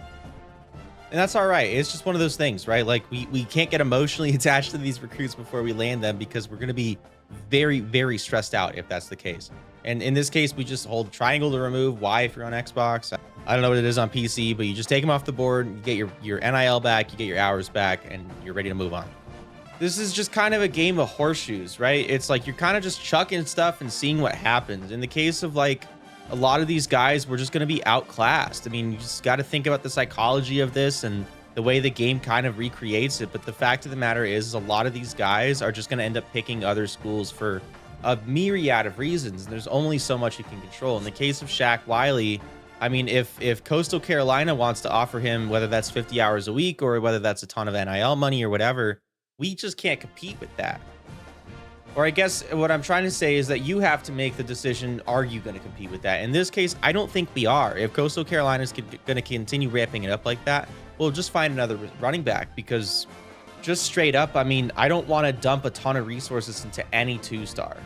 I'm trying to tell you, like, 2-stars are going to be serviceable players for your team, but they're not those 4-stars or like those upper end 3-stars that are going to like really improve your program. 2-stars are just the guys you get in for like bulk. 2-stars are the guys that you bring in that just kind of fill out a class. You know, you're never going to be, you know, improving your team necessarily by getting in 2-stars for the most part. What we're doing right now is laying down the bulk, you know, the dirty work, getting the bare minimum depth pieces in, where it's like, okay, we're graduating these dudes, you know, they're going to transfer, whatever the hell. At least we have a body that's going to be able to fill in there in like a, you know, 2nd string, 3rd string, 4th string sense. We're going to look for the 1st string guys in the portal. That's the whole method here. So in the sense of a Shaq Wiley, it would make no sense for us to go double his NIL, because he's just not good enough. He's just not good enough. Some of the trench guys, sure, maybe you want to go up to 10 NIL, but in the case of Shaq Wiley, the attributes are solid. And again, you really can't teach speed so well in this game, so it doesn't hurt to bring in a guy like this who has decent awareness, decent speed, you know, mid 60s on most things. Like, he probably is a decent player, but going 10 NIL deep on him just doesn't make sense for the position we're in. I'll tell you what, because he looks good for a 2-star, I'm actually going to throw 50 hours on him for taking off the other player earlier. I think it was the right tackle. We got 25 extra hours to spend, so I'm going to put them on Wiley and see if that way we could compete with Coastal Carolina. And if not, then it just means that they've put NIL on him that I'm not willing to match. In the case of a Ryan Rhodes here, I took off the hours to go pursue other players. And this is fine. Like, this is kind of another lesson here, is it's like sometimes it's okay to just kind of let the scholarship offered passive, to just let the passive influence that you gain week to week from the scholarship do the lifting here. Or if we had even offered him NIL to try and, like, you know, really drive that home, that would be fine too. But sometimes when nobody else is going in on a guy, you could kind of deprioritize him, not take him off your board or, you know, rescind the scholarship or anything crazy like that, but just take the points back, because we're not competing with anybody else for him. There's not really any purpose in trying to really race with Ryan Rhodes when there are other guys that, like, Flossie is a bigger priority at quarterback, and, you know, with guys like Meeks where there's a ton of competition, or guys like Wiley where he's someone that we really want. You can't predict how hard the CPU is going to push here. Like, FIU is just going nuts for Alex DeLauro. We got to find someone else. And I took DeLauro off the board, the free safety, and I went back to look for other safeties that we could go add. And there's no shortage. I mean, there's plenty of safeties we can go find. Even this one with a pipeline, so we'll, you know, get more influence per recruiting action that we take with him. So don't get in the trap mindset where it's like you're running out of time to get these guys, because you're not. You're fine. You're gonna be fine. All you got to do is be number 1 on these guys' board by the end of the season. That's it. As long as you can be number 1 on their board at the end of the season, you're fine. It's not like a race to try and fill up the boards or whatever, or fill up the influence bars. It's really just be number 1 by the time the timer stops. And the timer either stops when you fill up the bar or when the season ends. So this is another lesson here. The visits, like, what do you do about visits? How do you time visits? We could set up visits here. We could probably get Reynoso out on a visit right now to lock this up if we wanted to. And we could see Utah State has a visit planned for Reynoso come week 6, which I believe is next week. So, I mean, how do we manage that? Should we be worried about that? Should we ignore it? What do we do? And then in this case, a competing example here is Shaq Wiley. And by the way, good news, Coastal Carolina has been locked out from Shaq Wiley. So our only competition that's, you know, meaningful here is Raging Cajuns, and they're not competing as hard as we are. So how do we manage this visit? Well, I'll tell you what, because it's next week and because we're pretty close to the end of Reynoso's timer here, so to speak, again, you know, he's about to fill up and, you know, commit somewhere. We do have a sizable lead on Utah State, but if they have perfect conditions for their visit, which I'll talk about what the conditions are here in a second, then they could jump us or at least close the gap and make it a little bit of a headache for us. So what we're going to do here is actually schedule a visit for week 7 against Arkansas State. I'm realizing now that I forgot to show you what that actually entails. So if you come over to the schedule visit part, and each recruit will cost a different amount to visit, it's based on proximity to your school. So in this case, Florida, Fort Lauderdale, you know, Miami area is a little bit further away than Opelika, Alabama, from wherever Southern Miss is. So it costs us less to fly Shaq Wiley out from Alabama than it does Miami area, which makes sense. Basically, once you have the points ready for the visit, you're going to come to that section. You're going to pick what week you're going to have the guy come out for a visit for. You don't want to just do, it used to be like the later the visit, the better. You don't want to do that anymore. You don't want to just find like whoever you'll stand to gain the most influence from, whatever the biggest game is. You don't want to do that. Timing is really important here. So in the case of Meeks, it doesn't matter so much because, I mean, you know, we're all just kind of plugging away here. It's, you know, really anybody's game here. But in the case of Reynoso, it matters because this is going to be wrapped up soon. So it wouldn't make sense for us to schedule a week 14 visit with him because he's going to be pretty much signed, sealed, delivered by week 9 for sure. So a week 14 visit does nothing for us. The week 7 visit is going to line up really well with the timeline here because he's probably going to be wrapped up in the next, I don't know, like 3 weeks or so. Week 7's 2 weeks away from now. Utah State has their visit next week. So meaning as soon as Utah State, that visit commences, he will come out to our school and we'll have the opportunity to try and like, if they take the lead or whatever the case, we'll have the opportunity to like kind of gain more influence that week and just try and secure him, hopefully the week he commits. The idea here is that Utah State's going to have their visit next week. We have our visit right after. He's going to commit somewhere within the next 3 to 4 weeks, I would say, one way or another, because of how fast this is moving with him and how far this has already progressed. He's probably only got like 3 or 4 weeks left on his timer before he commits to anywhere. And it could be us, it could be Utah State, it could be Tulsa. Visits are a kind of tool to get recruits. The way they work is you will just gain a swell of influence with a guy after he's visited with you. Now, it could be not that much influence if you had him come out and you ended up getting shellacked by a bigger team that week and you didn't have any other players come out with him. And, the thing you had him visit for was not super interesting to him. You might not gain a lot of influence. Additionally, if you have him come out during a bye week, there's not a whole lot. He won't get to see that kind of campus atmosphere on game day and stuff. So, you'll miss out on influence through that avenue. The way you want to set it up in specific to really make sure you maximize your influence is you come over here, you'll click on the week that you want to have him come out. The week partially matters. It matters on a timing basis, but also how much influence you'll gain. So in the case of playing University of Louisiana, right? They're considered the same to your opponent, as you can see kind of over there on the right side. They're in the similar kind of, description as Southern Miss at this stage. Versus JMU is a higher quality team. They're JMU. They were in the playoffs last year. They're 4-0 right now. It's not necessarily based on like team prestige, I don't think. I think it's more based on just how good that team is playing. In the case of this, it's like JMU's 4-0, so obviously they're a more interesting team to watch. If we had Wiley come out that week and we beat JMU, he'd be super hyped, obviously, because that's going to be crazy atmosphere to be in and stuff. And if we had him come out during a rivalry game against Alabama, South Alabama, and we beat them, again, it's about the atmosphere. Consider the atmosphere here is the way you want to look at it. Beating University of Louisiana, not a tremendous atmosphere. It's Southern Miss versus UL. Nobody's really writing headlines about that, but all of a sudden undefeated JMU goes down to Southern Miss. That might be something people talk about. The South Alabama versus USM game, that's a rivalry.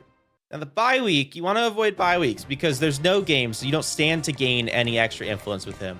If we beat UL, we get extra influence for that. If he comes out and he witnesses a win, we'll gain more influence with him for that.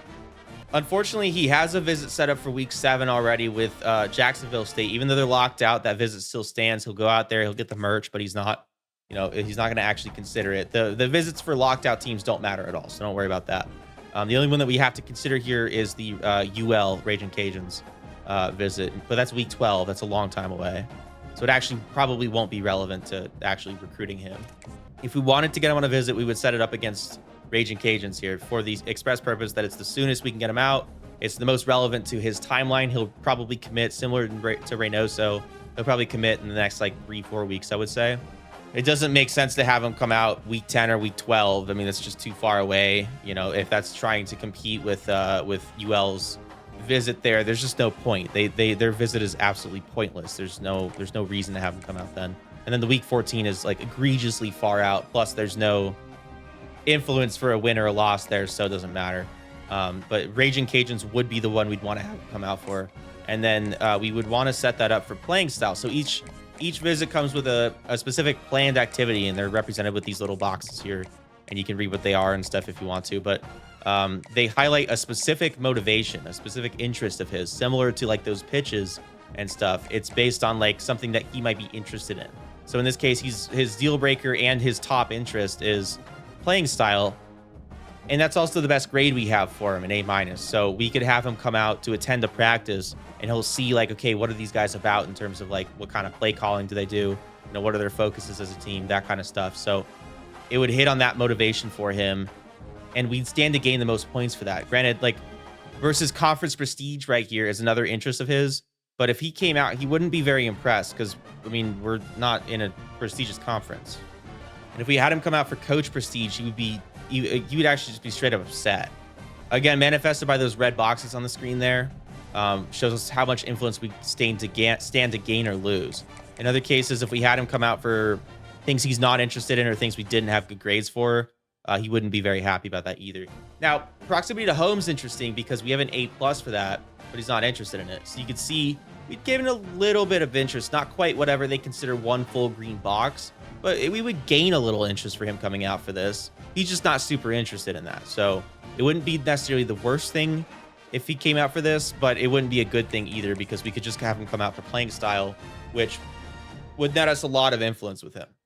That's essentially how visits work, but there's another consideration here. So if we set something up with Shaq Wiley, for example, a running back, if we set something up with Meeks here and we had him come out against UL as well, if we were to set this up right now with Meeks and we had him come out for this family visit here in week 8, alongside hypothetically Wiley, we had Wiley come out this week as well, we would get what's called a complimentary visit. Now, a running back obviously cares about who the O-line in front of him is, obviously, and the O-line wants to know who they're blocking for, quarterback or running back. They want to know, like, okay, you know, if I do a great job blocking, but the running back sucks and only gains 3 yards per carry all season, that's going to reflect on me, the O-lineman. I'm going to be upset about that, right? Versus, you know, if I'm a running back and I'm, you know, I have great speed, great athleticism, great, you know, great vision and stuff, and the O-line never opens up holes for me, that's going to reflect on me when I average 2 yards per carry. So obviously these guys care to see that we're recruiting for those positions and trying to improve those positions on our team. Same thing, like a quarterback, for example, would have complimentary visits with, of course, the entire O-line, tackle, guard, and center. A quarterback also wants to see you bring out weapons for him, receivers, tight ends, and you don't lose influence for not bringing these guys out alongside, you know, a quarterback. It's just that it's influence they don't gain.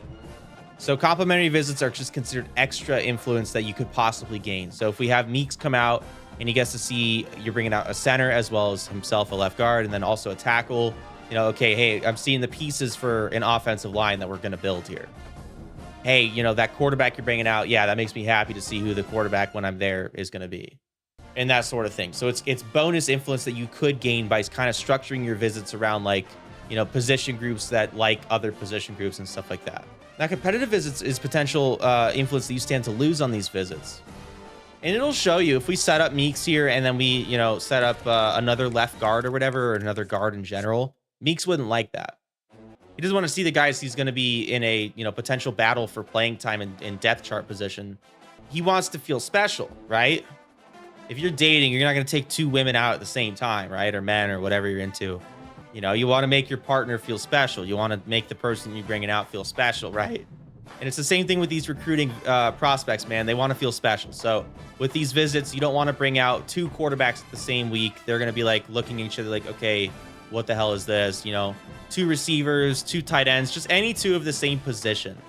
Not position group, position. Tackles like to see guards and centers. Guards like to see tackles and centers. Centers like to see guards and tackles. But a guard doesn't want to see another guard. Even if one's a left guard and one's a right guard, they don't want to see each other. I know this is a lot. We've sat there on this screen. I haven't been able to show you exactly what I mean. It is actually really simple. Just, again, you know, the main things to think about are just, you know, find a week that works with the timeline that this guy's going to commit. In this case, with Meeks, we're a long ways out from him committing. We're probably a good, like, 4 or 5 weeks out from him committing. So if we wanted to set something up for week 10, that's not the most egregious thing. If we bring this left guard out, it makes sense to bring a running back out because they'll get a complimentary visit with each other because they want to see each other on visits. Then if we bring the center out, both of them will be happy as well. The center will be really happy to see them out. And you want to just build your visits like that. You want to not just like, okay, I'll have you visit this week and then the week after you'll visit and then the week after. No, you want to try and stack recruits on top of each other that are going to bring you that complimentary visit influence. It's a mouthful. I'm tired from having spoken all that, and I'm sure you're a little confused. Hopefully we'll have an opportunity to do that. Probably in the portal, we'll be able to kind of show you that a little bit more. But just to reiterate, we don't really have to be too worried about Reynoso, his visit. We don't have to worry about Wiley's visit even a little bit. And then we'll kind of watch the other guys and see if there's anything to be concerned of with their visits. In the case of MoMA, I'm taking his hours off to put on LeBeau. LeBeau, we're seeing USF enter the mix. They don't have a pipeline, and nor do we, so we're pretty even teams here. Based on how much influence they gained in 1 week, I'm thinking they're just putting hours in and not any extra NIL that we're not putting in. They might have put 5 in. I don't really know, but I'm not really too worried about how much they're doing there. If we need to make adjustments, we can. Hey, and we got our first commit, Shaq Wiley. You notice it says verbally committed. We'll talk about that here in a second, but hey, that's huge. I was just talking about how badly I wanted him. Like I said earlier, the top 8 stage from last year in CFB28, which was the first stage of any recruiting chase with any prospect, has been removed. So now it goes straight from open, where anybody can start pursuing a prospect, straight into the top 5 stage, where then obviously only the top 5 teams on any player's board will be able to talk to the guy and influence the guy and, you know, set up visits and all that stuff. And in lieu of the top 8 stage, they've added 2 different like committed stages. In this case, the verbal committed and then soon the hard commit. In the verbal committed stage, we're still technically in his top 3, but he's essentially kind of committed to coming to our school and playing football for us. He said, yeah, coach, I'm going. I'm there. You know, you can count on me. But he hasn't signed anything yet, right? So he can still flip to UL or Liberty. UL or LU. So you're not done here. This is not like a sign of like, oh, we could just go get our points off this guy and move on. There's that multiplier you can see there next to his pipelines now. That 1.3x right there. I didn't talk about this during like the intro here, but if you go into league settings here, or if you customize this when you're setting up your save to begin with, and you scroll down here, recruit flipping, you can just turn that off. So if you turn this off, then it means the verbal commit stage is just gone, and when they commit, and there's no flipping back and forth or anything like that. I'd say it's pretty minimal. I wouldn't recommend really turning this off. It's fairly realistic, although I would actually say maybe unrealistic, because recruits really don't flip that often. And I think that's because of this, the verbal commit influence percentage. Whenever, and you can read the tooltip right there on the right side, you can pause and read it, but essentially when someone verbally commits to a school, they gain a bonus percentage influence every week. In this case, 25% extra influence. So that's what that 1.3x means, is they're just getting a little extra influence from somewhere else. Maybe it's like one of our coordinators or something has a skill or something. We're gaining 30-something% extra influence with him every week. So that's an extra advantage that we have on him. By all accounts, he's probably about done with that multiplier there, and with the fact that they don't have visits set up for him until like the end of the season, and we have a better pipeline. He's pretty much about done. There's not really much to be worried about here with him. But I'm not going to take the points out until he's officially wrapped up. We even could be a little bit, cheeky and set up a visit with him right away. I kind of want to do. All right, so I'm going to set up some visits. We are going to do this. So I'm going to set up a week 7 visit for Blossy first. And that's going to give us some complimentary influence with Josh Reynoso there. You can see that. Obviously, the quarterback and receiver want to see each other on a visit. They'll, be able to start working on their relationship right away. And then, again, we'll get him out for his best grade that we have with him. That's also an interest. Not necessarily just his deal breaker. It's the best grade you have with him that is an interest. So in this case, it has to be playing time. It would not make sense for us to go pro potential because he's not that, because our grade for that's not very inviting. So we're going to go playing time here. We're going to set it up. It's only 10. And then we're going to come up here to Wiley. And I am going to set up a visit for him after all. We're going to get him out week 7. Now, quarterback and running back, they don't really care about each other. They don't care to see each other or anything like that. And then running back and receiver also just don't care to see each other. It's not a good thing or a bad thing. But I am going to get this set up so we can just kind of get this done and dusted. It's kind of an investment in a sense, because the sooner we get Wiley wrapped up, the sooner we can get those 50 points off of him, those 50 hours off of him, and put them into other players. And then on top of that, I'm also going to get Meeks out on a visit here. He's going to be really happy to see, again, the quarterback and running back set up for that. This one's also more competitive than the one with LeBeau. I'm not super worried about LeBeau. All we had to do is put 25 hours into him, and USF has backed off a little bit. So we're going to come over here to Meeks. Again, we can see that complimentary visit kind of starting to bloom there a little bit. Everybody's getting complimentary visits with one another. We'll get him out here for, again, procs to home, because that's our best grade for any of his interests. I would say we could get LeBeau out, but unfortunately you can only have 4 total visits per week, but you can see what the complimentary visits would be there, and it would be really good for LeBeau. But if we come up here to Wiley and we look at the visit, The only complimentary visit he has is with Meeks. Again, he doesn't care to see the quarterback or the running back, and that's okay. Because Meeks, who's more competitive than any of them, he's happy to see a quarterback and a running back come out. Reynoso is happy to see his quarterback come out. And then Blossy is happy to see a receiver come out. I'm shocked he's actually not, he doesn't care about the O-line. Usually they care about the O-line. I'm wondering if that's because I set that up first. I don't know. All right, another commit. Josh Reynoso has officially hard committed with us. Ironically, the visit wasn't even necessary. He went out to Utah State. He's like, no. And then he signed the papers with Southern Miss. We also got Shaq Wiley on a hard commit, so he's done and dusted. The visit for him was also pointless. I guess it helps with the complimentary visits and stuff because he's still going to visit, so that still counts for the other guys who are going to come out and visit. But we've got 2 official commits now, and it was even before their visit, which is so conflicting. But either way, that's done. We're ready to go on that. We could, just for like 1 week, take Meeks up to 50 hours just to really try and hammer it home when he's on his visit. With LeBeau, USF has dropped off entirely. They said, okay, they don't want the smoke, and they bailed. Because we freed up 100 hours just now, I'm able to go in on a lot of these guys, and I'm able to start setting up, you know, more points on them and everything. I'm going to get a defensive visit set up here with Forrest Verrier here. And this will happen before everybody else's visits, so we'll be able to kind of sneak that one through. We can get MoMA out on a visit at the same time. That'll be good complimentary visit. Both of them are happy to see each other. You know, like I said, linebacker and edge, they like to see each other because they both play a similar role in the defense. And then we could get Trayvon Veal out, but that would be a competitive visit because he's also an outside linebacker, and Cordell MoMA wouldn't like to see that. All right, we just had that visit occur. And we didn't really gain a ton of influence with Meeks. If we look at why, we did lose there. It wasn't like a blowout loss or anything. We lost to a higher tier opponent as well. Overall, it was a decent visit for him. It's fine though. We still have a pretty solid lead. There's no real competitive visits there with him. With Glenn Blossy, I stopped doing for a minute there. I freed up points to do visits, so I put him on contact friends and family. But previously, we had been sending the house. I stopped doing those, and I switched over to a hard sell right now. And I picked football influencer because it's all of his motivations, obviously, that he's interested in. We also have decent grades there, an A and a B minus. The D minus isn't great, but it's not an F, so we'll take it. All right, we got another commit. There's Cordell MoMA, the outside linebacker, as well as Forrest Verrier on a hard commit. Very cool. The class is shaping up, man. So MoMA just visited. We must have had a good visit, man. Must have had a really good visit. We beat a same tier opponent. We had that complimentary visit, and he liked the activity. So it was enough to put MoMA over the edge for the most part.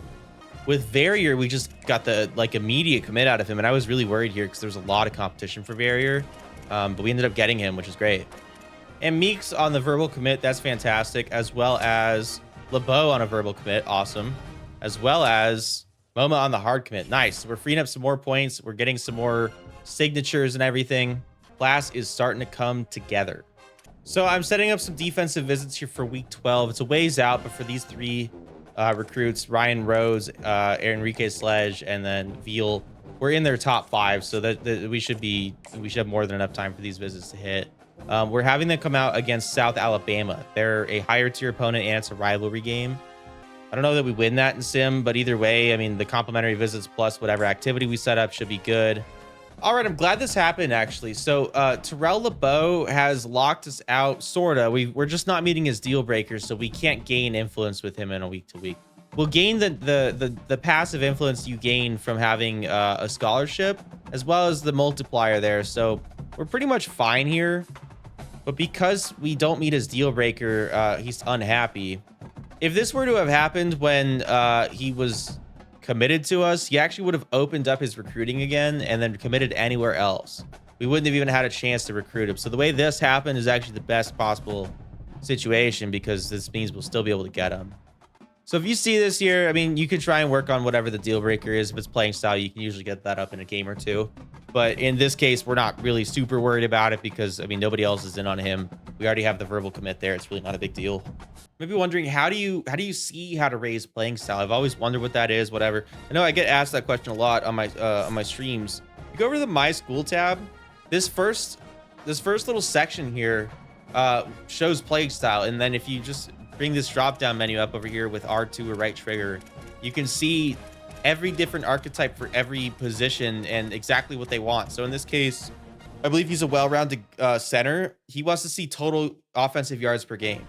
He wants this to be probably over 350, I would guess. So we're really close there. Each position and archetype has a different, like, you know, stat that they factor in for playing style. For the most, same thing, he locked us out for playing style. This is a little bit more concerning because USF is in the mix. Hopefully we can bring that up in sim.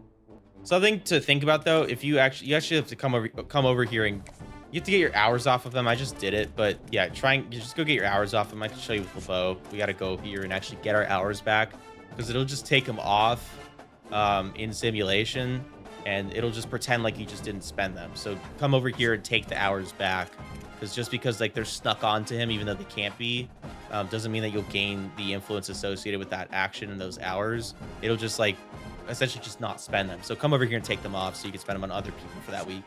All right, we got Blossy on the verbals. There's our only 3-star of this class, but also our quarterback of this class. We also got Meeks on the hard commit. Nice. And LeBeau on the hard commit. Nice. So he was one that we were a little worried about there with that deal breaker situation, but we got him. And then with Bialasuknia, USF fell off of him too. More than likely what happened is USF is also not meeting his deal breaker. For whatever reason, the grades like kind of update at the same time for every team. So like while we were meeting his deal breaker, the grade all of a sudden changed, and it also changed for USF, and now they pulled off of him. Meaning we can sit here and collect our passive influence with him on a week-to-week until he just signs the papers. I am trying to expand our class here. Like I said, I'm comfortable with anything over 10 commits in high school.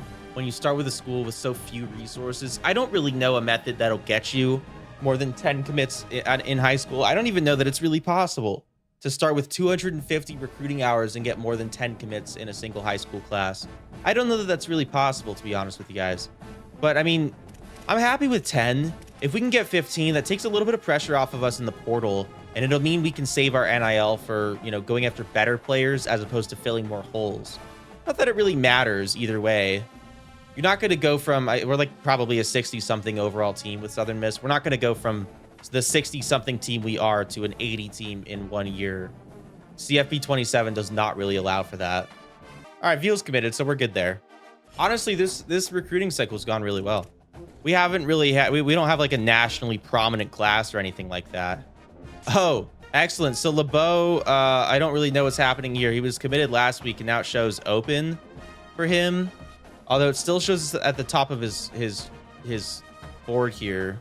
I think this is relative to us not meeting his deal breaker. I'm not really sure. It doesn't show any influence with any school. I guess we'll see if this updates next week, but I can't imagine that's a good thing for us. I've seen this be so finicky. I guess like if you're not meeting a playing style deal breaker, you'll still commit a guy, and he'll either just stay on your team and sign, or he won't. Like I don't really know. It's been so finicky. There's Veal on the hard commit. So he's opened this back up entirely, and we're still technically in for him. We can still recruit him, but South Alabama's #1 on his board now, and there's nothing we can do here. We can't even edit our scholarship offer to try and give him more money or something. In the most catastrophic fashion, it looks like Arkansas State had a tremendous visit with Ryan Rhodes last week. And because of how things have gone down with other recruits, I'm not willing to take this L. I'm going to offer him $5 NIL to try and keep #1 on his board here. We have egregiously awful grades, an A+, but then a D+, and an F for the things he's interested in. So I have to stay on send the house, but I offered him a little bit of money. Hopefully that he'll take that. Similarly, Enrique Sledge had a great visit with Kennesaw. I'm going to do the same thing here. I'm going to offer him an extra $5 and see if we can just get him that way. I'm tired. I don't know how this team is so bad in simulation. They should be good. Sledge is committed. There you go. And Blossy has hard committed. Awesome. Hey, we did get Ryan Rhodes. That's awesome. All right, so we're at the end of the season now. We could go look at our early National Signing Day thing. We'll be able to see some dev traits and stuff. But for the most part, the guys who have signed are signed, still delivered. LeBeau, I mean, this is not going to open back up. I mean, we're not going to get in a spot where our deal breaker is met, or his deal breaker is met. So we're just done there. We're cooked. It was fine. With regards to Loper, it's unlikely. I'll leave him on the board. There's no reason to take him off right now. We got precisely, I would just define this as 11 commits. Because, I mean, with Titus and Allie, we're fine. We got them if we want them. I'm like super close to getting fired. I'll turn it around next year. And moment of truth, we got players leaving. Let's see how bad this is. So instantly we see the usual suspects: Caden Saunders, Jamaris Wilder, Brandon Hood. I told you guys they were going to transfer. You know, all of our best players. You know, it's not really the biggest deal. We got one guy who's like maybe might stay. We got him. But short of that, like all of our best players, it's not that big of a deal. It's fine. I don't know any football team that doesn't lose all of their best players in every offseason now. Not much you can do about that, so we'll just advance week and we'll start getting into the portal. Got a little trick for you though. All right, we're here in the portal now, and so we got to make a couple decisions. First of all, Ali, Loper. I think we could safely take Loper off the board. Ali, will leave him here for now. Titus, we're gonna keep pursuing Titus because we're gonna get him. Although, granted, we could probably find better value here, but we'll keep an eye on that. But instead, we're gonna go into team needs right away, and we're gonna look at what we actually kept, who's still on the roster. So you'll notice here, our quarterback situation. It still shows our 2 seniors that we graduated. This thing doesn't update in terms of players that graduated or went to the draft until week 2 of the transfer portal. So it is updated with the players that are no longer on our team because they left to the transfer portal. It's not updated with players that left for the draft or graduated. So in the case of Hampton and Liddy, as many times as I could say it without actually just saying it, they already left. They're not here anymore. They graduated. Our only quarterbacks on roster are Blossy and White, which means we probably do want to go find another quarterback just for maybe depth. I mean, maybe having 3 instead of 2 is ideal. I mean, if one gets hurt, then you're down to 1. That would be catastrophic. At running back, we have talented running backs. Like, running back's not really a need. Gathers, Raymond, and Sharpton, plus Wiley we brought in. Running back looks good. I mean, granted, most of those guys do want to transfer next season. That's fine. We'll deal with that next season. But right now, we're fine. At receiver, we can see we have Greco, Little, and McGee. Page, Sanders, and Dalton have graduated, but we still have Singleton and Williams. That's 5, plus Reynoso is 6. You have to decide, though, are you happy with the guys on your roster? Can you... Tight end's not a need. O-line, we already decided was a need. It's a really big need. As predicted, we have 3 tackles on the team into next year. We have 2 guards here and then 6 guards there. That's probably fine. Do we have good guards? No. We might want to look for another guard. And then center, we've got 1 into next season, so we'll want to look for a little center depth. Defensively, we're a little bit better. We got 6 edge rushers going into next season. We've got 3 tackles. We'll probably want to get another D tackle. But we kept our best D tackle, one of our best defensive players. No Sams, 4 Wills. Probably want to get another Will or 2. Mike, we got 5 going into next season. They're okay for, I would say, a Southern Miss team in year 2. You also remember we'll get the training results bump in the offseason. Every player will go up in overall, plus or minus or a little bit. You know, these 60 overalls aren't going to be 80 overalls after one offseason. But, I mean, maybe a couple of them are closer to 70 or maybe even over 70. Here at cornerback, we lost a good chunk of them, but we still have Carr, Hampton, Hendricks, and 4 others. So we're actually okay at cornerback like I predicted. Safety, we're still fine. So, I mean, it's really not that catastrophic. Our class from the regular season, granted, we only got 9, probably 10 guys, and really 11 if you count Ali, which we would get if we just continued on him. Not a deep class, but I mean, we were very, very good at predicting the problem positions, and we kind of readdressed it, I would say. The main problem is just offensive line. For my own metrics as to whether or not this method was successful for this team, we're starting with a 69 overall team. If we can keep that or go a little higher, I'd be really happy with that. And as long as we're not lower than like a 66, I'd be happy with that too. I'll accept that. Because any rebuild, I cannot stress this enough, any rebuild that you start with, whether it's Buffalo or whether it's Akron or whether it's, North Dakota State or Nevada or New Mexico or Southern Miss or Kennesaw, it doesn't matter. It does not matter. Any rebuild at all that you start, you will lose your best players after year 1. And then year 2, you will lose your best players.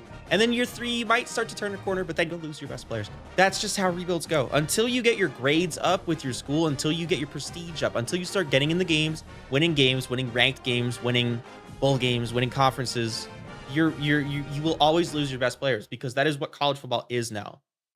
And we also did a little research. Apparently, it's not like... We also did some research. This is confirmed now. Just because Colin Simmons is the #1 player in the transfer class does not mean he's the highest overall. Dak or Ryan Moore might be a higher overall than him. I don't know exactly what their overalls are. I mean, these guys are real players that are you can look up what their overall is in game and stuff. But It's confirmed now that the transfer portal like national ranking over here, similar to the prospect list ranking, is not just like a 1-to-1 of like the higher dudes are higher overall.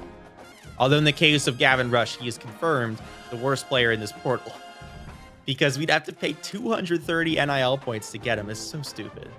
But point being is like, don't just get duped by this. I used to do this in CFB26 a lot when they expanded the transfer portal mechanic, where it's like if I was torn between, like, we can go look at a couple guys here. Like if I was torn between a like this is what I used to do. I used to come in here and I'd look at like, okay, Dwight Phillips and Ahmad Miller. Like, okay, which one do I want? Like who's you know, okay, well, Phillips is a lower ranking. He's 406. Miller's 408.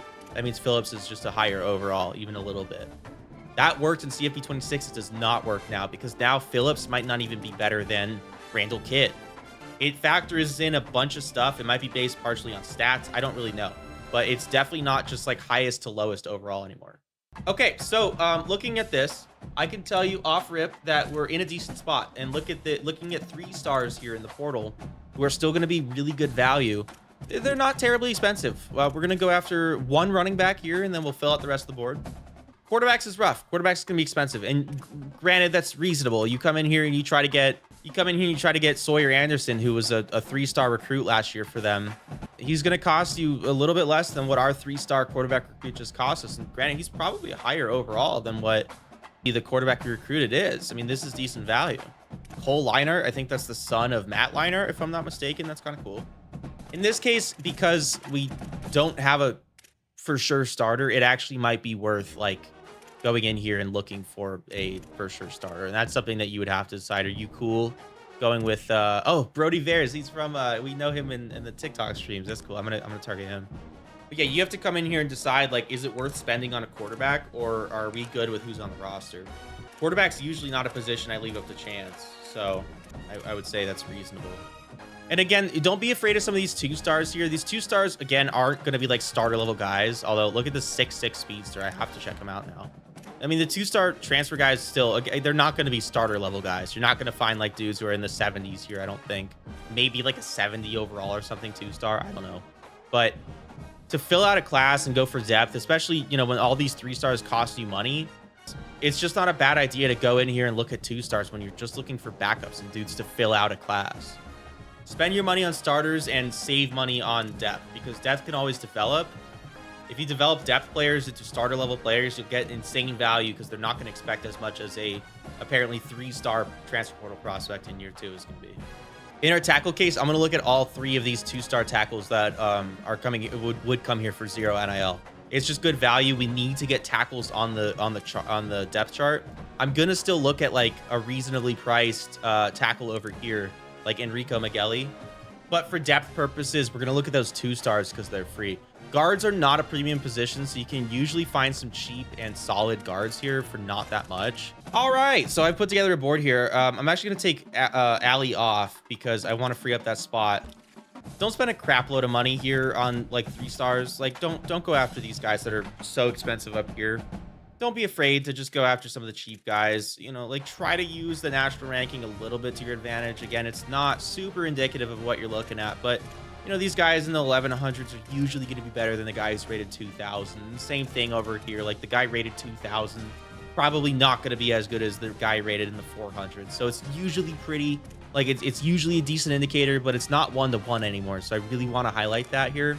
Don't be afraid to spend money, but don't overspend. It's a tough line to walk for sure, but like, don't be afraid to spend your money. You know, this is the part where you're going to make your team better. So you have to be prepared to open up the checkbook a little bit. As always, at quarterback, I'm going to do a little scouting here, just kind of see what we're looking at. So I could say here immediately, Veres, I'm sorry to say it, he's a homie from TikTok. I gotta take him off. Sawyer Anderson, same thing. I gotta take him off. 83 throw power, 83 speed is just not doable for me. But over here, Farrer and Sperry look really good. In fact, I would wager these guys are pretty close to 80 overalls already. So definitely really good value here, and I think it makes sense to bring either one in, really. It doesn't really matter to me. How do you decide which one to go after? Well, quite frankly, you come over here and you just look. Like, who are they interested in going to? Do you have a pipeline up there in the top right? We do for Sperry, but we don't have a pipeline for Farrer. Farrer is from Virginia, and he's interested in going to Clemson. That might be worth thinking about. Makes more sense to me to go after Sperry, so I'm going to offer him what he wants. And then we'll go in on him with 50 hours because he's a quarterback. Grayson Rigdon, we're going to offer a scholarship to this young man. We could pay him a little bit more. You got to decide what you want to do there. I will go up to 25 on this guy, and then I'll offer him 25 hours as well. I threw this Kevin Holmes guy on the board just because he's a 6'6" speedster, and I'm kind of interested what that looks like. I'll pay him 5 NIL points. Not really too crazy there. And I'll offer him just 10 hours a week. We probably won't really move the needle with the 10 hours a week, but I got to make sure that we can touch upon the rest of the board here before we go too crazy. So this tackle situation is super dire, and I'm going to offer 5 points to especially the seniors. No, so I want to break this down here, right? So like these 2 tackles, we're paying them $5 a pop, right?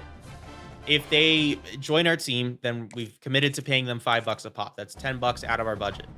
Except they're seniors, so they're going to be graduating next year, right? At the end of the season. Meaning we'll get these 5 NIL points back next time we're in the portal. So the only time that we wouldn't have these 5 NIL points is when we're doing high school recruiting next season.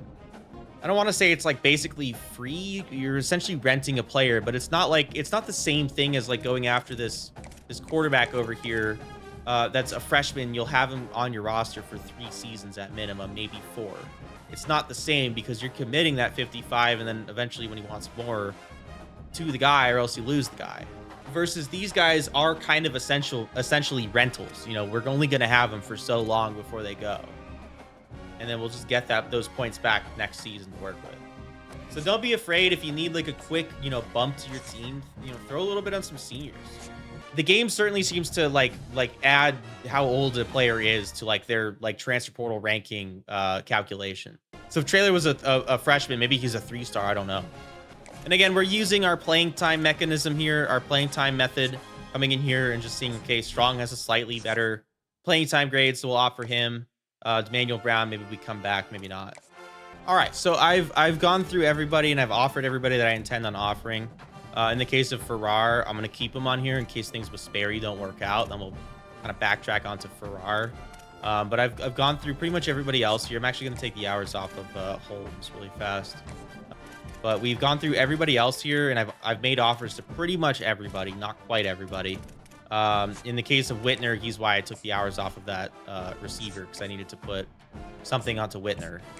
But we're looking to beef up the defense, looking to add some outside linebackers, Will and Sam here, a safety, a cornerback, just because, getting more talented secondary will help in simulation, as well as if you're playing the games, and then a D tackle, because we just don't have a lot of people there. I did add a lot of 2-stars for like depth purposes here. So like Traylor, Cox, Radovich, Boyd, I offered, but I didn't give him NIL. And then same thing with Braxton Strong here. I don't think any of these guys will be starters, but just more bodies on the roster at this point won't hurt. Again, these guys, not the juniors, obviously, but Radovich, Boyd, Strong, they're underclassmen. So meaning we'll get at least a year to develop them. So instantly we're back in here in week 2, and Sperry, we're dealing with FAU. Trying to go after him here. So what we're going to do is actually just backtrack, like I said. And we're going to go after Farrar instead. Farrar's pretty solid as well. I'm not really concerned about the trade-off there. We get maybe a slightly higher overall quarterback in Farrar, just a little bit less upside physically. But that's totally fine. We'll go after Farrar. I'll just offer him what he wants and then put 50 hours on him. We get all of our hours back, obviously, from... wow, okay, interesting with Titus. It looks like the CPU is still recruiting Titus. I didn't anticipate that at all. Honestly, in that case, I think it's a little bit of a lost cause. Normally, I would use a visit here to try and like rig him away from them. It's a 2-star, and I'm just not going to deal with it. We have other 2-star centers on the board anyways, out of the transfer portal. So it's just not a big deal as far as I'm concerned. We'll just let them have him. In terms of Kevin Holmes, it looks like we'll have to... Wow, USF is going crazy for this guy. Now, okay, this is the one example I'm going to show you of a 2-star transfer. He's a higher rated 2-star. He's closer to a 3-star than a 2-star. He looks good. He's going to be like a 70-something overall for sure. A 70-something overall for sure. This is good value here. And he's 88 speed, but he's 6'6". This guy looks really good. And I honestly, I was going to just try and walk away from him, but what I'm going to do is offer him more money now. I'm going to put some hours on this dude. He looks good. And if you were questioning my 2-star method, because I haven't really been able to show you like any overalls for 2 stars yet, I don't blame you. But looking here, dude, I mean, you can't deny all those attributes are in the 70s, except release is a 69. Awareness is usually indicative of an overall. It'll be pretty much around their awareness. This guy's probably like a mid 70, low 70 overall. For a 2-star that's exceedingly cheap, this is fantastic value for us. Then you have to deal with a lot of this stuff too, where it's a lot of schools trying to get one guy. This thing isn't moving very quickly, so I'm not really worried about it with Rucker. We can put a little bit of hours onto him just for the express purpose of we need all the tackles we can get. Here with Ledkey, I think this is. Akron's into the mix now too. I don't know if they're paying him or not. Similarly, I'll throw a little bit of hours on him, just a few. With Elvin Harris, I mean, that's a lot going on there. Again, I don't know that anybody else has paid him. This is a very like unique example of like we need guys at that position so badly. We kind of have to go a little nuts here in terms of like how many resources we're going to use to try and get those guys. If we get every tackle on our board, we'll have a respectable offensive line, by far a respectable offensive line. If we don't, it's not the biggest deal. We can probably flip some of those guards back and forth and stuff. We have, I would say, 2 starter level tackles on the board anyways.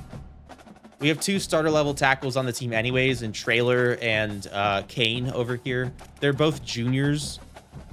So, I mean, you know, we don't have a ton of time with them, and they might want to transfer anyways. So it's probably in our best interest to try and get the tackles we're looking at. But, and I'm not going to overpay in terms of NIL, but I will assign hours there to try and steal them away. Migueli should be a big commit should we get him.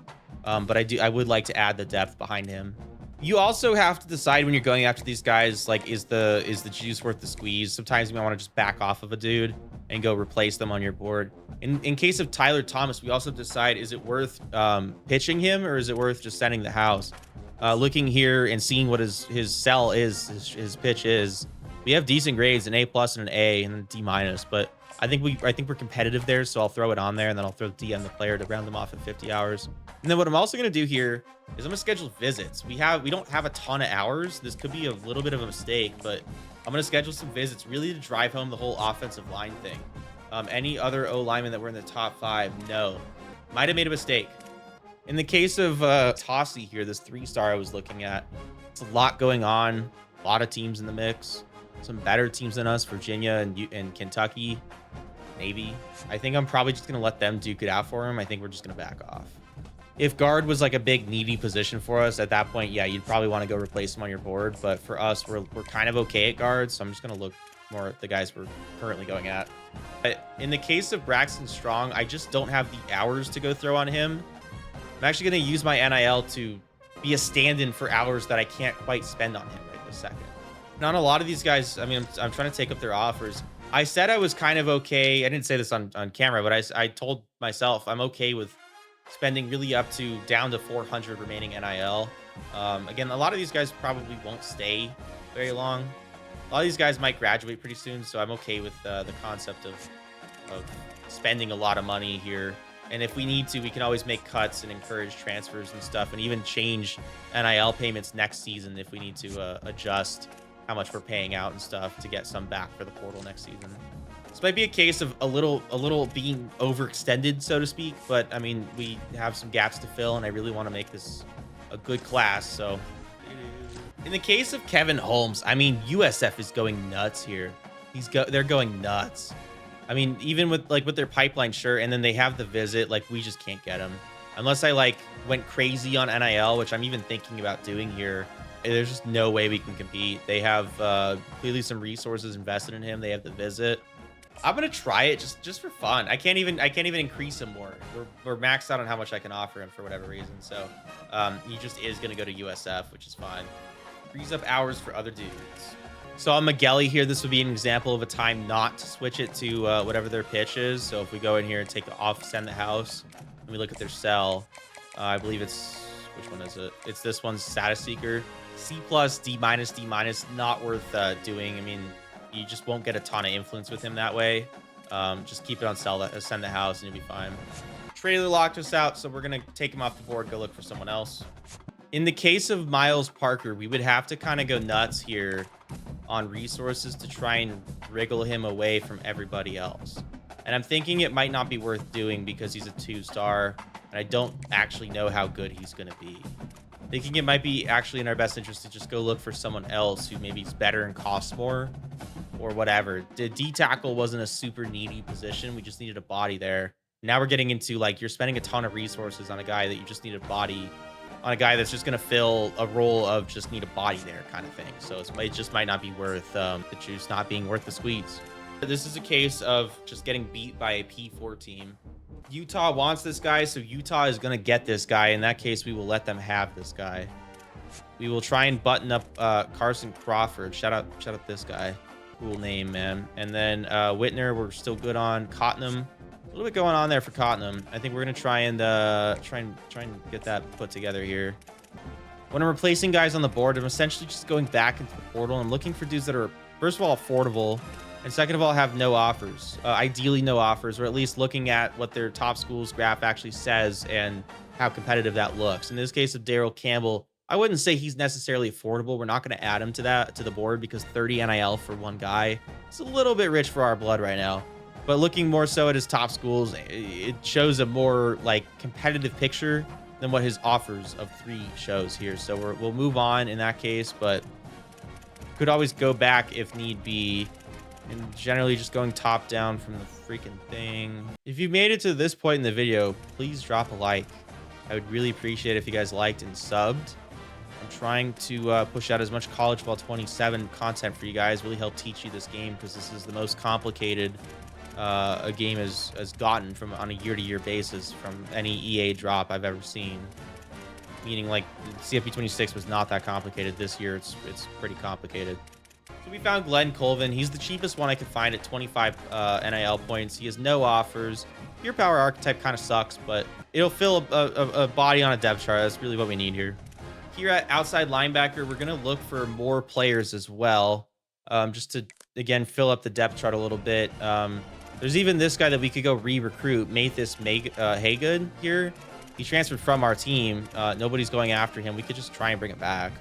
All right, I've identified a couple players I'm interested in going after here. So Glenn Colvin is the D tackle we identified in terms of someone that we can just go grab really fast.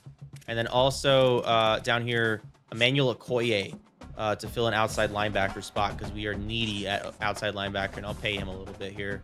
And we'll also go in on him especially. I'll just put my remaining 5 points on Colvin. Ideally, next week we have more hours to work with, although that is kind of a pipe dream. The 3-star guard that I was recruiting ended up going to North Texas. That is a bit of a shame. That's fine.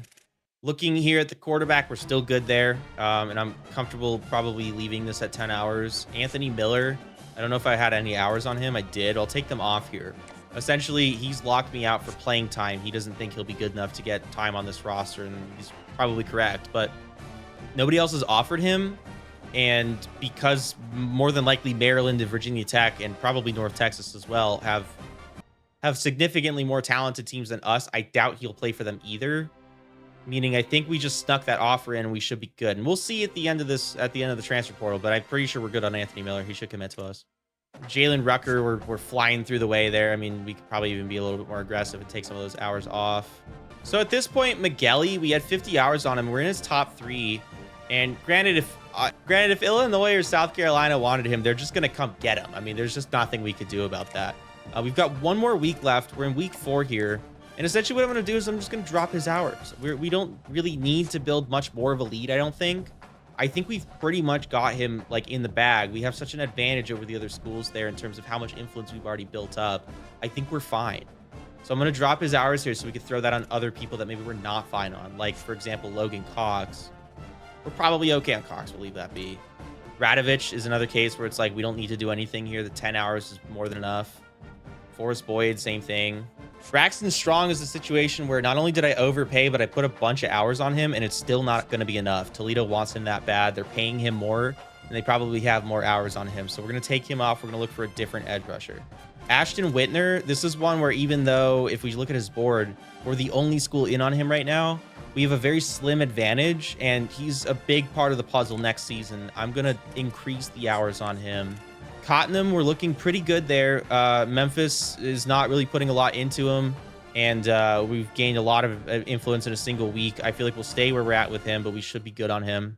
Glenn Colvin, now this is one where it's going to be a little crappy because we're going to have to put a ton of hours on him to get him to notice us. Like, the way to look at this is like every team in the game is on his board, right? It goes from number 1 Northwestern, number 2 Penn, to number 138, maybe us or North Dakota or Sac State or whatever. Every team is ranked number 1 through 138 on his board. We're somewhere outside the top 9. We don't know exactly where we are. We're somewhere outside the top 9, though. That's all we know. So that means that we have no indication of how much influence we have to gain before he'll commit to us. Because Northwestern and Penn aren't doing anything, putting 50 hours on him will guarantee us that we'll be on his number 1 spot. But anything less doesn't guarantee anything, so we don't really know if we can be a little bit more conservative here or what. Which is a bit of a problem considering all these other guys that we also wanted to go after as well. Here with Okoye, we could get kind of risky and take the hours off to go into other guys. It's a risk. It's a big risk. I don't want to do that, so I'm going to just leave this be. I was going to say, like, interest isn't super important in this game.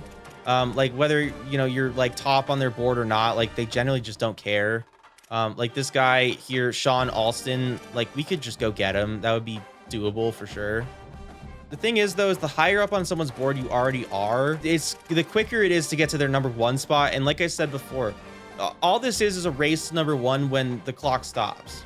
The clock stops either when you fill up their influence bar to the max or when the season is over. Before we advance week, I want to make sure that we're addressing at least all of these positions. We'll have a decent team next year before it's too late to keep recruiting. And if we need to make some decisions of pulling some points off other dudes to like compensate for any decisions, then we'll have to do that here. But just flipping through and making sure, okay, we have enough players. You know, those positions look good. They look bad. Like guard's going to look a little rough next season, probably. We'll have Edwards and Baptiste. They'll probably both be pretty close to 70s, if not higher. So one of them could start at left guard. The other one could start at right guard. But, you know, it's a little bit thinner of a position than I would have liked. I will say if we get the guys I think we'll get, our offensive line will be better. All right, I'm going to be greedy here. I'm going to go look at a receiver. I've identified that really the last position that like looks like it really needs an upgrade is kind of receiver. In fact, if we go in here, we look over here, we'll have 6 receivers on the board. None of them are really exceptional. None of them are like anything that like really gets me going. You know what I mean? Like running back should be fine. You know, we should be okay there. We'll have 3 70 pluses at running back, just fine. Probably have a 70 plus at quarterback, then Blossy for the future.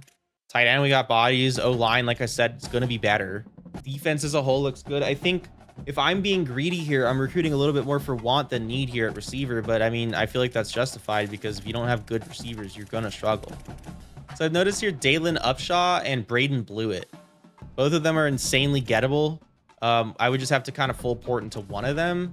Looking elsewhere, if there's hours I can yoink off of someone. Like we won't get Elvin Harris. I'm just going to pull hours off of him. That frees up a little bit. I'll pull my hours off of Radovich. And then against what I said we should do, I'm going to pull hours off of Whitner. We're going to go over here and I'm going to offer both these receivers. Again, it is greedy. There's not a lot of logic in doing that. I'm going to come over here and I'm going to offer both of these receivers. It is a little excessive. This is a little excessive. We're going a little bit deeper into spending than I had intended. This is a board. This is a board. I'm done. We finagled everything we could finagle. I'm going to move on. Advanced week. We'll see where we're at. And if I can upload this video. And the result is, I'm telling you right now, I'm flipping through these. I want to show you the full results, and I'm thinking we're good. There's Anthony Miller. Even though he locked us out, he did commit. All right, let's see how we did. So Ferrer did sign with us. Miller signed with us. It looks like we got pretty much everybody except Haygood ended up going elsewhere. Robinson ended up going elsewhere. And Upshaw went elsewhere. So a class of 25 guys is actually a little skinnier than I would have preferred. At 30 plus, you're fine. I will say we retained enough dudes to where I'm not really upset about this. I would say with NDSU, when I did that dynasty, I didn't end up having to cut guys until like year 4. We'll have 51 dudes on the team, plus we brought in 25, so we'll have about 70. We'll have 76 players on the team, which is pretty much where I was with NDSU every year for the first couple years. Again, this method, you're not going to go out and sign the #1 class in the country or top 10 class in the country. You don't have the resources. You literally just don't have the NIL. Even if you could find some cheesy method of getting all these players, you literally can't pay them on your team. This method is about how do you survive the first couple years while also making your team a little better? How do you develop a team? Well, it's by getting in these lower tier players that other schools aren't super interested in, and then developing them. And then as your resources increase, going after better players to fill in the gaps. Looking at these guys that we actually recruited, Blasi comes in and he's very underwhelming. I'm not going to lie. Normal dev trait, 65 overall. The attributes do look good. 90 throw power. He's got a ton of speed. He looks pretty developable, honestly. Like, you won't get his elusiveness up, but his IQ and his accuracies can come up pretty big. He's already fast. His throw power won't improve, though. He will be a serviceable quarterback for the future, especially if he ends up staying 4 or 5 years. The immediate, like, help that he offers you is minimal. And he's costing you a lot, versus Kassan Ferrer here is a better quarterback by overall anyway. Wiley comes in as a 62, so there you go. It's not like a 55 overall 2-star. You know, you're paying him $5 and he has serviceable stats and stuff, serviceable attributes. Definitely developable. You know, if you look over here, he's a guy who he's not going to get much more elusive, but he'll definitely be useful in the pass game, and you'll be able to get him smarter, which will help his overall a lot. Honestly, if you get the IQ up, he'll probably be a mid-70s at worst. Blewett comes in as a 72 overall, and he honestly looks pretty good. Reynoso is 62, and again, we recruited him for that speed. He's not the best receiver on the team, but you can improve his hands for sure, and his IQ, which is usually the thing that brings these 2-stars down the most, is their IQ. So you can get that up, and he'll be probably, again, high 70 on him, I would guess. Anthony Miller ends up being our best tight end by far, so that's a good pickup. Rucker comes in, and he's a 70 overall, which is pretty cool. Letke is a 68. Letke was a 2-star, if I'm not mistaken, in the portal, so good value there. I think Rucker was a 2-star as well. So there you go. The portal overalls can be pretty close to 70 or 70. Radovich and Boyd were also 2-stars in the portal, but because they're underclassmen, 62, 61 overall. Logan Cox was a 2-star in the portal. He's also a 69 overall, so he's one of our better O linemen. Miguel was a 3-star, and he's only a 71. So it kind of goes to show a little bit, like, we got a 2-star tackle who costs us 5, 70 overall. We got a 3-star tackle who costs 40, and he's a 71. So in terms of immediate support, Miguel doesn't offer much more than Rucker, but Miguel's also a sophomore, so we'll get more years out of him. Glenn Colvin here, we picked him up, 71 overall. We got a lot of wills here, so we'll have to flip these guys back and forth and stuff like that in a degree that makes sense. But MoMA was a 2-star, Veal was a 2-star, and this is about where those depth guys are going to come in. So you see what I'm talking about now. I'm not telling you, hey, go recruit 50 overalls. I'm telling you to go recruit, and these guys even aren't bad on the O-line. MoMA would be a 65 there, which is, you see some bad 3-stars in that range. So Ryan Rhodes, for example, was a 2-star. He's a 66 overall to start. Again, I've seen some bad 3-stars be like a 62. So, I mean, there's definitely overlap there. I would be pretty happy with this. Enrique Sledge, 65 as a 2-star. And then that Whitner guy wanted 72 overall, and he's a sophomore, so we'll get some usage out of him.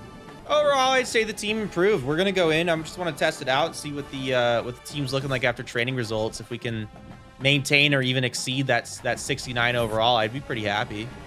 And all right, look at that. We maintained a 69 overall. We actually improved our defense. So, hey, there you go. The method works. Looking here at all the dudes we got, I mean, you know, Ferrer's a 73 overall quarterback. I mean, we've got solid running backs. Not quite Jamaris Wilder and stuff, but I mean, Raymond looks good. He's a 76 overall freshman. I don't know what kind of running back factory Southern Miss is operating over here, but this is a playable team. This is a good team. O-line is just better than it was last year. Center's not, right guard's not, but O-line is just better than it was last year. Like, this is the method for sure. It's like you kind of have to ditch last year's method where it's like every year if you're not improving by like 5 points, then you're failing. The first couple of years of this dynasty are literally just keeping your head above water. Like, you're going to lose more players than not if in these rebuilds, and you're usually going to move backwards a year, you know, the first year or two. At least in my experience, and, you know, in terms of the people who've come in chat and talking about their experience, they've said kind of similar things. Again, the method is as follows. Like, you just have to recognize that you're not going to win battles for, you know, top tier 3-stars. You can't go glitch 4-stars and 5-stars onto your team anymore. NIL is that barrier of entry with certain players that are just above where you should be looking. So you just have to remember, like, you've got limited resources and you have to figure out how to spend them in an appropriate way. In our case, we saved a good chunk of our NIL. It didn't really change much from last year to this year. we'll get an increase, another 250 in at the end of the season recap and stuff like that. And then whatever, increases we get for doing our AD goals and, changing our grades and all that stuff. I mean, this is a program moving forward based on how we handled this recruiting class. Not going in and trying to figure out, how do I get this 4-star on my team in year one? It's just not. In current terms, the best way to handle these rebuilds is go after the 2-stars and, bang the transfer portal as hard as you can. If you learned anything from this video, and I really hope you did, please consider subscribing and dropping a like. Let me know if you've had different experiences, if you have any recommendations to newer users or even myself having watched me recruit for a whole season. Last year, I dropped a CFB26 recruiting video closer to the end of the life cycle of the game. I want to be dropping more CFB27 content this year. So I'm trying to get this out earlier to the game coming out and everything. Obviously, when they tune recruiting, which I'm sure there's a big patch coming in the next week or two, when it comes to Dynasty and recruiting, we'll kind of revamp the video and see what they changed and drop the updated method. But in current terms, this is certainly the best thing to do. I appreciate you watching. If you made it this far, let me know. Drop a like. Don't forget to subscribe. And I appreciate you guys. Catch you next time. Peace out.